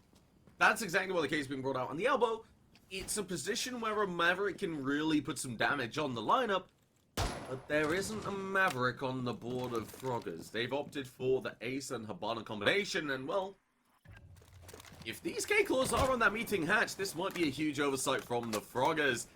The default cam will be taken away, and, well, maybe they're just opting for something else. We're just saying, let's not worry about it. What we'll do is we'll take Big Tower, we'll push down, we'll have flank, watch the Nomad on Swamp, we just walk down, and then the rest of our team push and elbow. Matums has this shield and has it electrified. So, an interesting choice of where to place this K-Claw. And yeah, it's gonna get picked up. It's gonna be brought back, put onto elbow. 30 seconds off the clock already, and Froggers, they've made a noticeable presence both over towards this tower area and bunker, but nothing to really make for it. Daka is going to act upon that and will find that opening kill. Takes away replay, a huge impact fragger of the last round. Now only Sardine remains of the Triton players with kills. The rest of this Triton roster, though, they all have potential. Majer's going to prove it, doing quite a bit of damage onto Murph, not finding the kill, but staying alive. That's the important part as a smoke in a player deficit. Staying alive with all 3 toxic characters remaining as well is a massive advantage. Normally you would see when that retreats happen that a smoke has tossed out 1 or 2 of those canisters already. So as this round creeps and creeps closer to the critical stages, those 3 canisters can choke out so much time and make that plant very tricky and difficult proposition for the side of Froggers. Murph is met close to that Saria gate, waiting for the next Kairos Fellows to open up a pathway perhaps and make this initial progression in towards E-Box. The player is on stairs as well, holding down, holding any pressure inside of Pillar and making sure no one can cross outside of Freezer. Very claustrophobic feeling from the side of Froggers. They do hold them on advantage, and Murph now has an opportunity to push on through, but I believe taking a little bit of damage from that Saria gate, so not too ideal. Made him close to that bomb chassis, looks for that drone, TCSG primed and ready. A single shot can do a lot of damage, but well, that's going to do some unfortunate team damage there as toxic counter tossed out prematurely and chokes out the Kaid. Yeah, one look from Murph there says elbows shut, and well, what are we going to do? A minute left on the clock. All 5 attackers are left. But this is a big ask.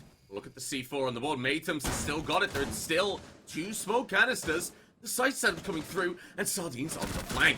Catches the Nomad off guard, is doing damage to Hazza, but not getting the kill. We'll find it in reverse. We'll be able to push through, getting Matums. Octagon's going to answer back with 2 kills. And that's going to leave Volcanoid and Murph alone, detached, and in a horrible position. Murph is going to have to try and find something. Sardine is looking for this kill, but realizes, make them look for you. 17 seconds left. The diffuser is not on the board, and somehow that smoke canister is there. Sardine gets 1 kill. Volcanoid has an answer, but time's tick it down. You've got to push forward. You don't have a choice. You walk into Octagon's line of sight. He doesn't get the kill, but he calls you out to Majer. The plant's got to go down. The push comes through. And it's not going to find a kill. The diffuser goes down and Majer just forces them off. Triton, a clean round from them. They lost players, but they made up for it in a huge way. Certainly did. Sardine, I'm going to say the MVP of that round. That flank that caused so much chaos and done absolute bucket loads of damage. Super, super well. I mean, fantastically played from that. And that's going to be the second round in a row from Team Triton, meaning that they're going to have to go to a tertiary site. And we're going to see Kitchen and Downing brought out so far. So we've seen two matches of Oregon played so far, and we're yet to see that meeting getting played, as both teams have played, or every team that's went here has opted to go to Kitchen and Dining for the tertiary site. Can they make it a perfect trifecta of rounds and get this flawless rotation? Only time can tell. As Froggers, they have to amend some problems and find some momentum, find some openings against Team Triton. Otherwise, if they keep slipping away in these rounds, this deficit might become too much to claw back from. I think the biggest problem we're seeing for Froggers at the moment is they're always constantly a player down. We're looking at Triton, they're going for pinches, they're pushing together, they have 3 people swinging at one time, okay? And then, as soon as that execute comes through, Sardine finds 2 kills. Because he finds those 2 kills, that's a player advantage back in their favor. Octagon plays over towards Freezer, you have Majer still alive by the launching hat, rotate. And in that round, you're looking at Froggers, they still don't have a player, they're very detached, they're not playing together in the sense of a team. They're both trying to stay alive and simultaneously win a 1 versus 3 when, honestly, it's very difficult to do so. I feel like the mid-round gunfights, they're much more important. Oh, certainly. So when you get into those engagements in the middle of the round, it can be truly make or break for your team because, you know, yes, the entryway, you know, getting that initial opening is very important for either team. But when it comes down to when map controls being gathered, everyone's getting information and queuing up for that execution. When the guns start coming alive, you've got to be sharpish in your reaction to that. Otherwise, in that mid phase, you're going to lose that advantage or whatever player count you had. And that's going to be a massive disadvantage moving towards those critical phases. Sardine up by that hatch is going to be something to keep your eye on for this round, as it's such a power position if they do try to make a push down towards this kitchen area. Looks like Small Tower will be the focal point of this so far. Some utility burnt away already, and I have a feeling that this wall is not going to be long for this world as Murph creeps around, uses that breaching around to create up that vertical position. No Selma charges, going to be soon chewing through that reinforcement and creating nasty lines of sight to worry about.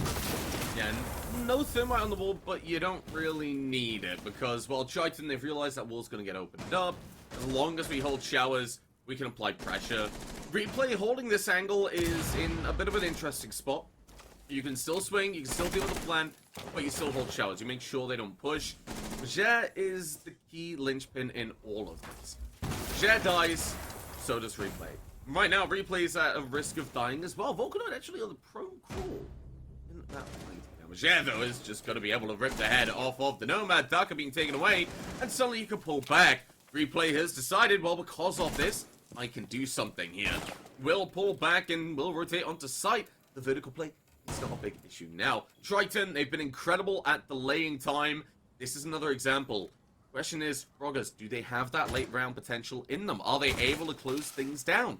Reverse is going to shoot over Replay. They know he's there, or at least have a pretty good idea of where he is, but they have to overswing. They have to wide swing to deal with it, and you're putting yourself at pressure for defenders. First, we'll get the information. Replay's going to strike, finding one, but it gets taken away very quickly. Now, Showers has been taken by Volcanoid, but what for?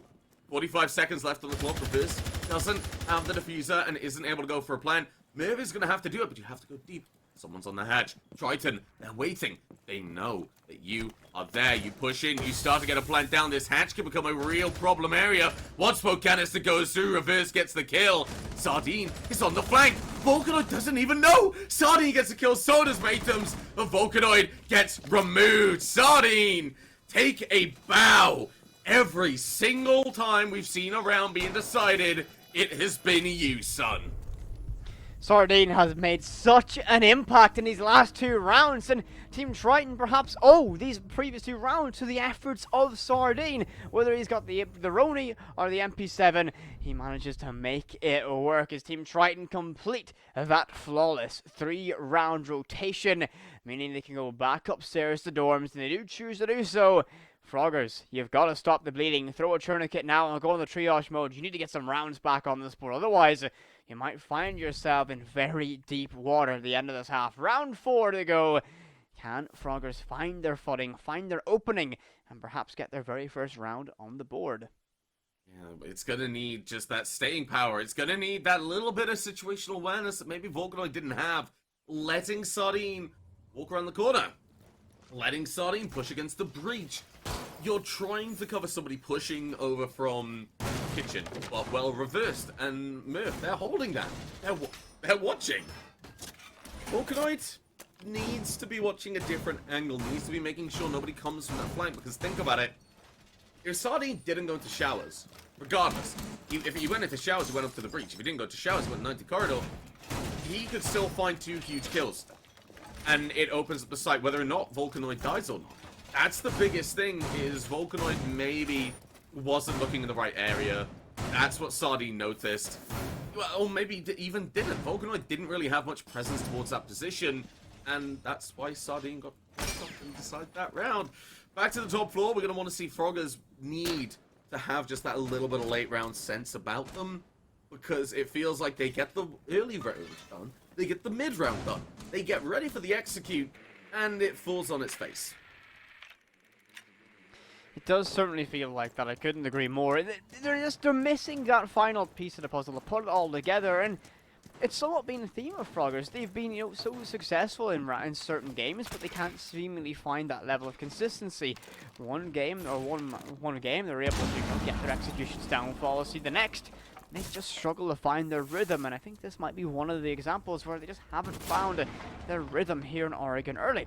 Octagon, though, queuing up to take a flight down towards the main door. The Silhouette's vaulting on that truck to get up on that master bedroom balcony, so he's not going to have much success early in this round, but I imagine he's going to rotate Ballin around, back up the white stairs most likely, and be a thorn in the side of everyone for Froggers.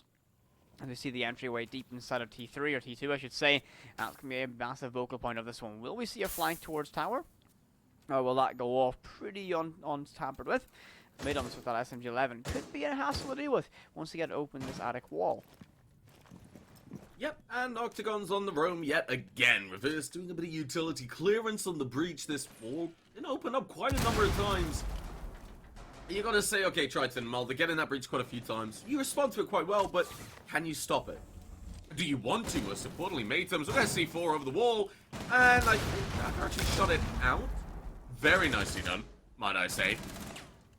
And no kill has been brought out. Matems now in a very difficult position. If that attic gets opened up, well, you've got to pull back. There's nothing you could do. Your cross is being covered. You have this pressure on tower, and Octagon is here to deal with it. That's going to be the diffuser. That's going to be Hazard taken away. No more pressure. Volcanoid down below in meeting, yet again, allowing a flank to happen. I'm critical. I'm calling her out, but it simply can't happen if you want to win and get the playoff spot. And if you do somehow win and get the playoff spot, you don't get away with that against a team like the Princesses, simply put. And, well, you don't get away with it a team like Triton. The diffuser on its own whippet. Octagon just has to sit pretty. Sit and hold this position. Stuck in no man's land. It's going to be mission impossible to get this recovery done. We see Reversed and Daka trying to rotate towards that tower, but every step they take is another second burnt away as Octagon's primed and ready to take more lives. But no! Slain out by Daka. The ARX sings and Octagon falls. Murph looks to get aggressive inside of sight, inside of the games room, gets the kill on the Sardine, looks to find more, but the pistol can't serve any more success. Matems get that kill. The shotgun's ready primed to try and slow down this push. Toxic counter is used up, and choking out this push is Daka, though. Is going to get choked out and can't get that plant down. 0-0 will be the demise of the Froggers as Team Triton claim round number 4. 4 successive rounds in a row. This is looking like to be yet another very dominant display on the defensive side of Oregon. Yeah. We've seen it before, and, well, we're going to see it again. The defensive side of the stronger side in the league really having a strong performance. Now, Froggers, well, they still have a chance at a 4-2 split. Gone back to Laundry Room, they had a good look at the defense, and I think the big thing is they need that Maverick, which isn't on the board right now. But if they see a lot of utility is committed over towards that bunker side, well, simply say, okay, well, they've got the K-Claws over here, they've got the utility, the smoke canisters, the ADSs. Well, what other entryways are there on the site? Whether there's 2 of them, and I will not give you a cookie if you can name them. Well, I mean, I want a cookie, so I'm not going to name them. I'll get Thudos to give you a cookie. I'll I'll call it a favor. What type of cookie is it though? Like this is a very important one. I don't know, man. I'm gonna say a Smarties cookie, dude. No, that's not even no. Well, still, See, my point is, my favorite cookie type Yeah. is like a boring one. It's a very boring cookie. it's gonna be oat and raisin. Yep. Yeah, well, I'm not even gonna get $2 to buy that. So you can have a Skittles cookie, be happy with it. But freezer laundry, those are the two other pushes Froggers have available to them. And when you look at the utility that might be committed over towards the bunker in that last round that we were here, well, maybe that was an option. It looks like Triton have realized this and they've adjusted. They haven't committed so much utility. They're just saying, all right, replay, play over by Big Tower, put some pressure on, hopefully get a kill. Now, Daka was able to get you last time, but you can just find that frag. If you get it, that makes life a lot easier. And with the shotgun at this range, oh my god, it's going to be horrible if we do see replay finding the opening kill. Froggers, well, what approach are they going to take? It's not really clear to me. The lineup isn't really telling me much. They banned out the Valkyrie, and the reason I said that was, well, IQ doesn't get picked as much. Volcanite. She's been consistently picking that IQ. Yeah, A Volcanite little has tangent. been on IQ. A little I tangent. mean, it has been on the IQ, I think, for a lot of the games we've seen from Froggers. I think it's perhaps a comfort pick, but again, that scanner is never necessarily a bad piece of utility to have. Perhaps just on certain maps it has a more, significant impact or role to play. The replay is going to be able to cause so much chaos if they stumble in towards him. Majer is going to be able to get them retreat away, and once again, they delay, they burn away utility and some time, and they get away, patch up elbow, without needing to worry or burn one of those toxic canisters. A great result on the defensive side of Triton, and Froggers yet again somewhat in a stalemate as Daka is going to be on the receiving end. And the FO12 takes a single burst of buckshot, not going to be too keen to take another one, as wow, Haza takes a very daring swing and finds the kill in the replay. Gives perhaps an opening for Froggers to capitalize on. It could be the catalyst of this round for them to take some control of Pillar. Yeah, I mean, I'm looking at it, I'm saying, okay, right, you've lost replay, but that happened last time. The big thing is, Froggers back in bunker, they have another chance to make this site click. Now, Octagon's position alongside Majer, I mean, very, well, because simply put, if you have Triton and you have a player in Freezer, the swing to deal with Octagon exposes you to the Freezer player. Now, Octagon just walks back, plays poor, plays aggressive. This is what we saw Trash Waifu really get comfortable on the defense of Froggers. And, well, the swing comes through, able to find one. Reverse is down, but Volcanoid finds a second kill. 3-5 will come back onto reverse, and the utility is still there. C4 will follow, not find a kill. Very important. 30 seconds left. It's going to be down to the smoke canisters to do that passive damage. And Sardine, as it goes in with the plant, will start to take some damage, but not enough to stop it. Sardine's going to start on the flank. Oh, Hazza with 1 HP is able to get out. But fine. You're not going to want to walk back in. Sardine able to find Murph, will get a second kill for his efforts. And the plant's going down. Majer, It's going to be a very good. Majer finds that kill. Sardine gets the third. Volcanoid has to get aggressive, and Sardine, yet again, shutting things down.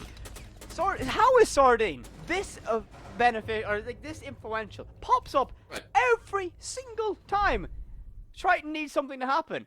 Every time. It's always. Okay. In this case, then, Whippet, I'm going to take this opportunity, and science will recognize this, but I taught him that. No, I didn't. Hold on. This shockingly is a bingo enough, right? card. This is a bingo card moment. Yeah, probably. But shockingly enough, right? Sardine and Octagon, they came into the Cardiff roster very strong, when they came into the Cardiff Uni-League roster, myself, Earl Grey, Sardine, Gunshoot Bill, and Biggly Bob, we were the 5 first-team players, and it was a very strong roster. They rounded it out by bringing Welsh in, and he was able to IGL it, and it was a formidable roster. A lot of fragging potential there, and Angry Scotsman also filled in. But the big thing that I want to talk about, Earl Grey and Sardine, 2 very memorable names. Their border CCTV hold is still talked about in hushed tones to this day. Nobody got past them. And right now, nobody's getting past Sardine. 11-2 and picking up the castle. A little bit of a challenge. Oh, so Triton. 5 rounds up. Can they make it a flawless defensive rotation?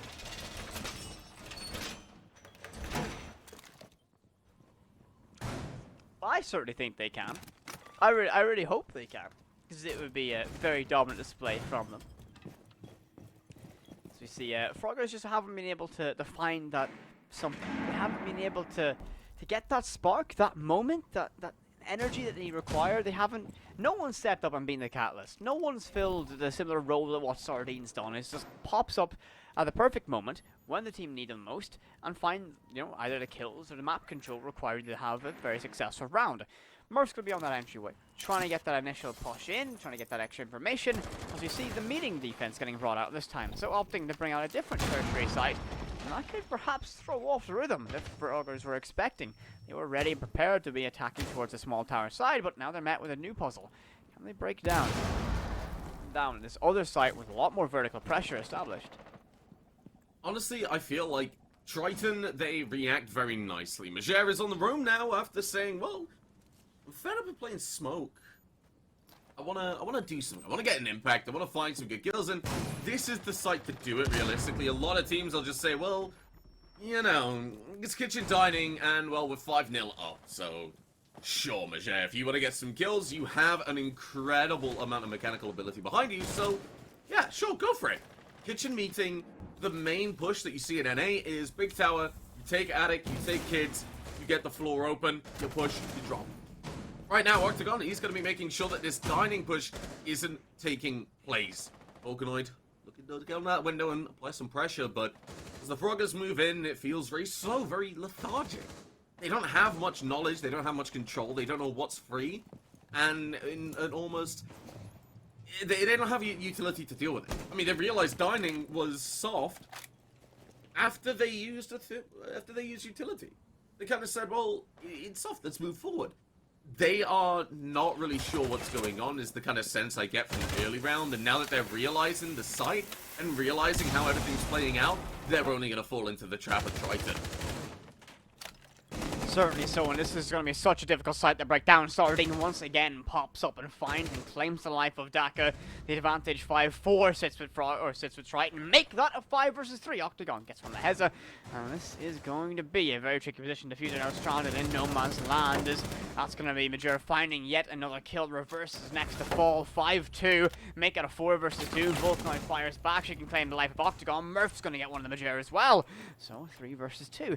A little bit closer. The margins are going to be hitting out just a little bit, and this is going to be a very tricky and critical fight. But once again, when it's a critical fight, Sardine takes it. It's almost guaranteed to be a win. And now Volcanoid alone and stranded against 3 with 20 seconds to work with, and Diffuser and Omad's land. This is going to be a tricky round the clawback. Spots the player just at the edge of the screen. Tries to land the pre-fire, but Maytums just perfectly reads that position and gets the flank on Volcanoid's team. Triton claim round number 6 and make that 6 consecutive rounds. They are on the cusp of a 7-0 victory here in Oregon.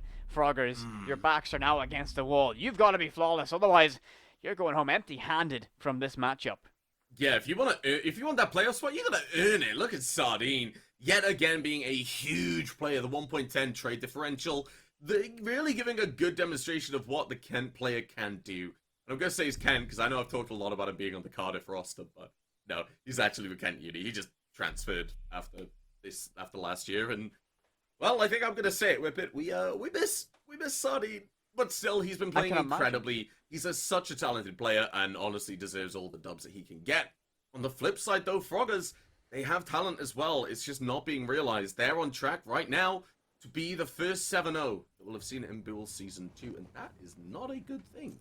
Go to the kitchen dining. A couple of things I need to point out is we're seeing them really slowly take control, even if they're uncomfortable, right?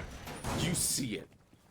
They don't just say, right, we push through, we stick to the plan. They feel very uncomfortable, like they're not really sure what the plan is. They're saying, okay, well, this door's castle, and we've got this reinforcement away, we've got a sightline. Don't really know what to do with it. That's the big thing. On the defense, they have a lot more opportunity. You know, you set the site how you want it. You decide how the round's going to play out in general terms. The big thing is, simply put, are Triton going to allow you to do that? You are on match point. You need to really step up, and then you need to push them to overtime. Team Triton, you need to make Sardine sit down, simply put. couldn't agree more. And you're mentioning that perhaps the Froggers are seeming uncomfortable and not kind of at ease with each other. I think the biggest thing I would say is they're going in with a plan, but Triton are being disruptive to that plan, and they don't seem to have a contingency. They don't know what to do when they're faced with this level of pressure, and Triton are very good at applying those levels of pressure and very good at being disruptive to a core strategy. Can they transfer that though to the offensive side? Can they open up and get some successful peak and entries? It looks like, well, Octagon very nearly finds the head of Daka, and that would have been a massive blow early. Volcanoid is going to be just playing on those freezer stairs. I think retreating back and closer down towards that base is a wise choice. We see lots of pressure mounting from the western side of the building. That could be a key area, starting to take some damage from a source I'm not too sure of out by the big window. Could be a very critical fight for an eye on, and then Capitao brings so much utility. And imagine we're going to see those smoke darts used to cover off his initial execution. And we see Major on that buck, opening up so much position with the Skeleton Key and making anyone playing inside a small dorm so uncomfortable. I've talked about Sardine. Now I want to talk about Major, an incredible support player and been on that flight roster, I believe. Maybe socially. I can't really remember. It doesn't really matter. Sardine finding a kill will take away the older, not allow it to sing. But Major has got experience in Yukin too. Major knows exactly what the high-tier gameplay mechanics of comp are in national leagues and how to really step up. Daka's going to do some damage, but not find a kill on the replay. And that's going to be Octagon finding a kill on White Stairs. They're just picking them apart. Haz is going to make sure he doesn't get the Master Chief KD of 117 and finds a kill to do so. But Major surgically taking away the floor, and it was kind of taken away by Octagon of replay just running around and dying. Triton, though, still have a lot on the board. It's a 3 versus 3. You have that big window to jump into. You've pushed them out with hits, and you still have that control. Matems, a jump in could shut everything down, but the drone work is coming through with 44 seconds left. Sardines rotating around. They're positioning themselves to get ready, and as I say that, Caster Curse is going to come through. Sardine just going to walk away and decide to come through mini tower because it's just faster. Now Matems can have smoke cover. This can be huge because it'll allow you to push through. The Jack and rip open the floor. Won't be able to now. Vocaloid, she's going to be able to find him, and now the push. It just has to come through. Matems starts to go for the plant. Looks down below. The C4 goes off, and it gets the kill. Somehow Vocaloid stays alive. Has to find Sardine, and the Froggers find their first round. How long can they keep going, though? 1 round doesn't equal 7. But it's a start with it. It's a step down a long, long road. It is. It's certainly going to be a long road. Because you got to win 6 more rounds. And against a team like Triton, it's going to be a bit of an uphill battle nonetheless. And, I mean, I'm always the optimist. Forever my own detriment whenever I say this.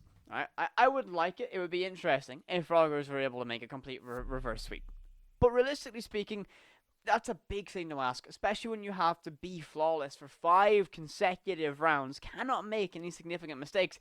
And a team like Triton, they punish even the minute decision-making mistakes, the small blink decisions that go awry. Triton are there to punish you, and that's just going to be super hard to deal with, especially when your backs are against the wall, the pressure's mounting, and Froggers are very much aware that they've got to win this to be able to get themselves in that position to push for a top 4 finish, but they've already lost that point if they do get that victory in overtime, so it's not going to be ideal for them.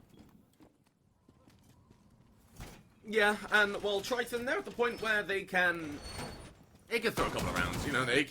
They can throw mud at a wall and see if it'll stick because, well, 5 rounds with it.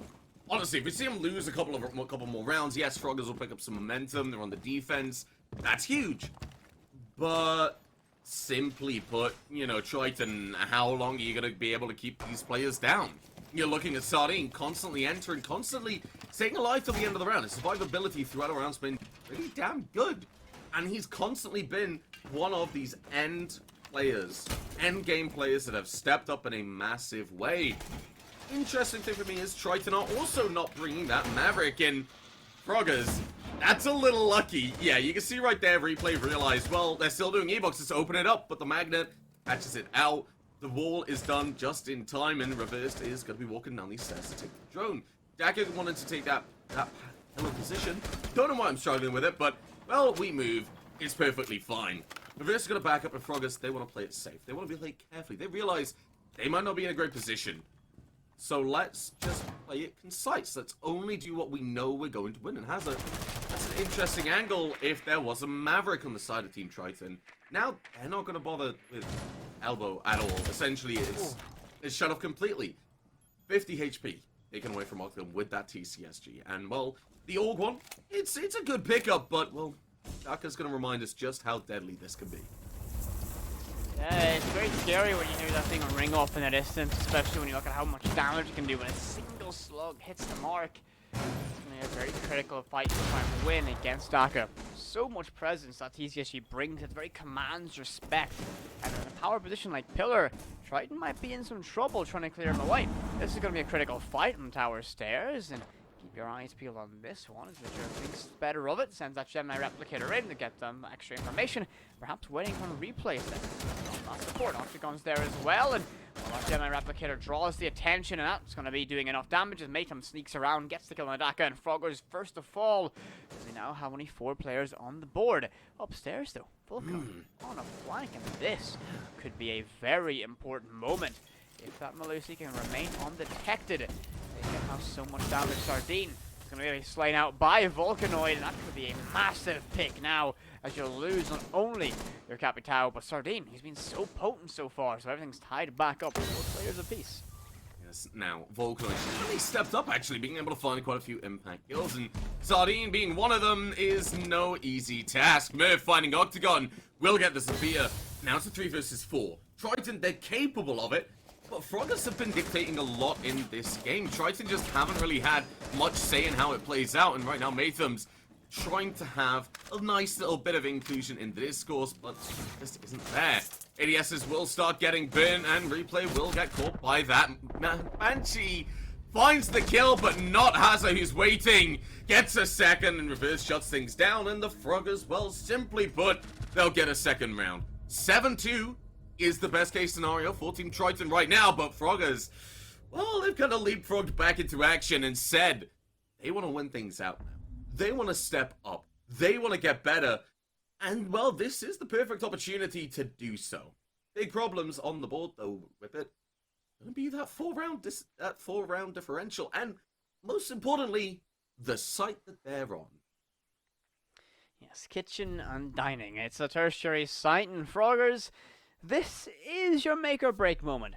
You know, a great rally of momentum, a great show of strength on their defensive side, but they won the 2 primary sites. Essentially, the 2 easiest sites to win. Going down to the tertiary site, this is going to be a pretty strong test of this team. Can they make it stick? If you see a 6-pick away from that Caviera onto Frost from Volcanoid, an interesting choice, but I have seen Frost players do some of the most bizarre things on Oregon, on this side in particular, so I'm not going to complain seeing the Canadian operator in play. So this is going to be a very critical moment for this. If Froggers can get this successful defense, I think a reverse sweep is on the table. Still unlikely, but it's certainly now on the table. You got to think about it in the case of, well, Triton, they've won 6 rounds, but Froggers, they've just won 2. Triton have given away 2 6 rounds. They've started to lose their momentum. And, oh, that's quite nice, actually. I might yoink that one, Hazard. Thank you. But Froggers are at a point where if they pick up another round, there's going to be confidence. You know, one time might be a fluke. Second time, you might be able to, you know, have something good. But on a site like this, against Triton, who have been very domineering in this game, a win here could be huge to just say, okay, well, if we win this site, we go back to the top floor, we go back to Laundry, and then we come back here. And at that point, well, Triton's mental is just not going to be there. This is a must-win round for both teams if they truly are serious about ending this. The drone work is going to be coming through in Triton. They're going to get towards that mini tower, start opening these floors, and start getting to work. They need to find everything. They need to play it perfectly, like I said, because if Froggers win this, they have a lot more advantages than they started the split with. Certainly. So this is like a moment of sheer importance for Triton. Or sorry, I should say Froggers. If you can get success here, this is such a good standing to have yourself in, considering this is your tertiary side. Oh He's no! gonna waltz on inside, but the Oh! frogman! Oh no!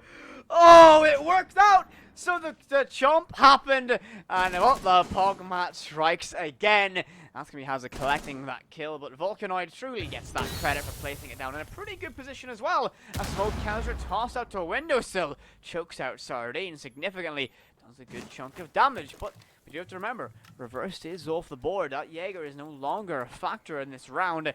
I wonder if Triton were relying on replay on that Ash to cause a significant more amount of damage, and they were able to do so.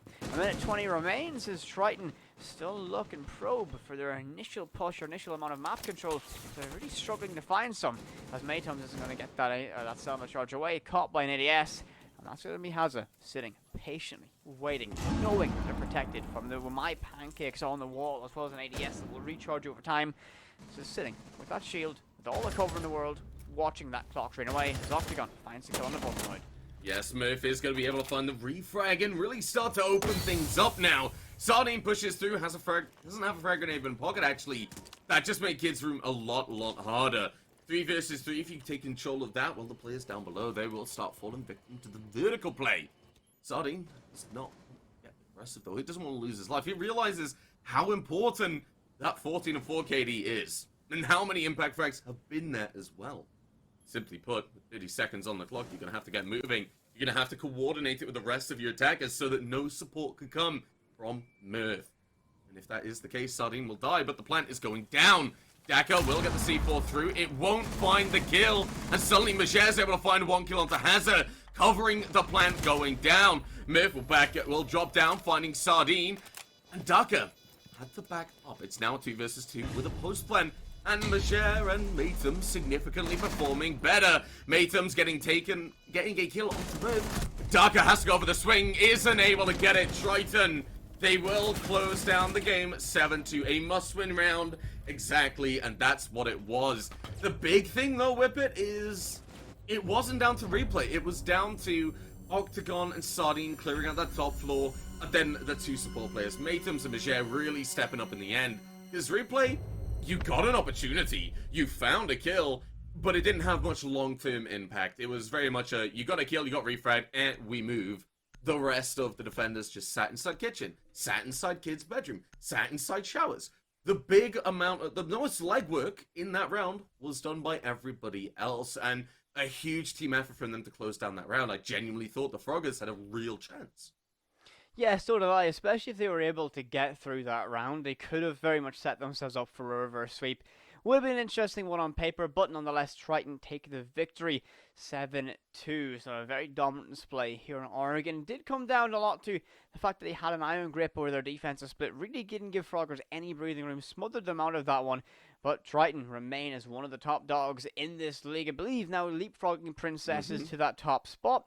But Princesses do have their game in hand. They do play tomorrow, so we might see a reshuffle yet again in our standings. But that was our last game of the evening. Yes, it was, and we're going to be having a nice little break before tomorrow. It's going to be myself and Jerry. We're going to be going through the last couple of games that are going to be on the board, and I'm very much looking forward to it because, simply put, it's going to really just kind of shape up how things are going to start setting in. Think about it, right? You've got, concrete or something. You've got to shape it into the right shape and wait for it to set. We're in the week of shaping. Next week is when it's going to set. That's going to be the positions that's going to start locking down. I see you looking at me.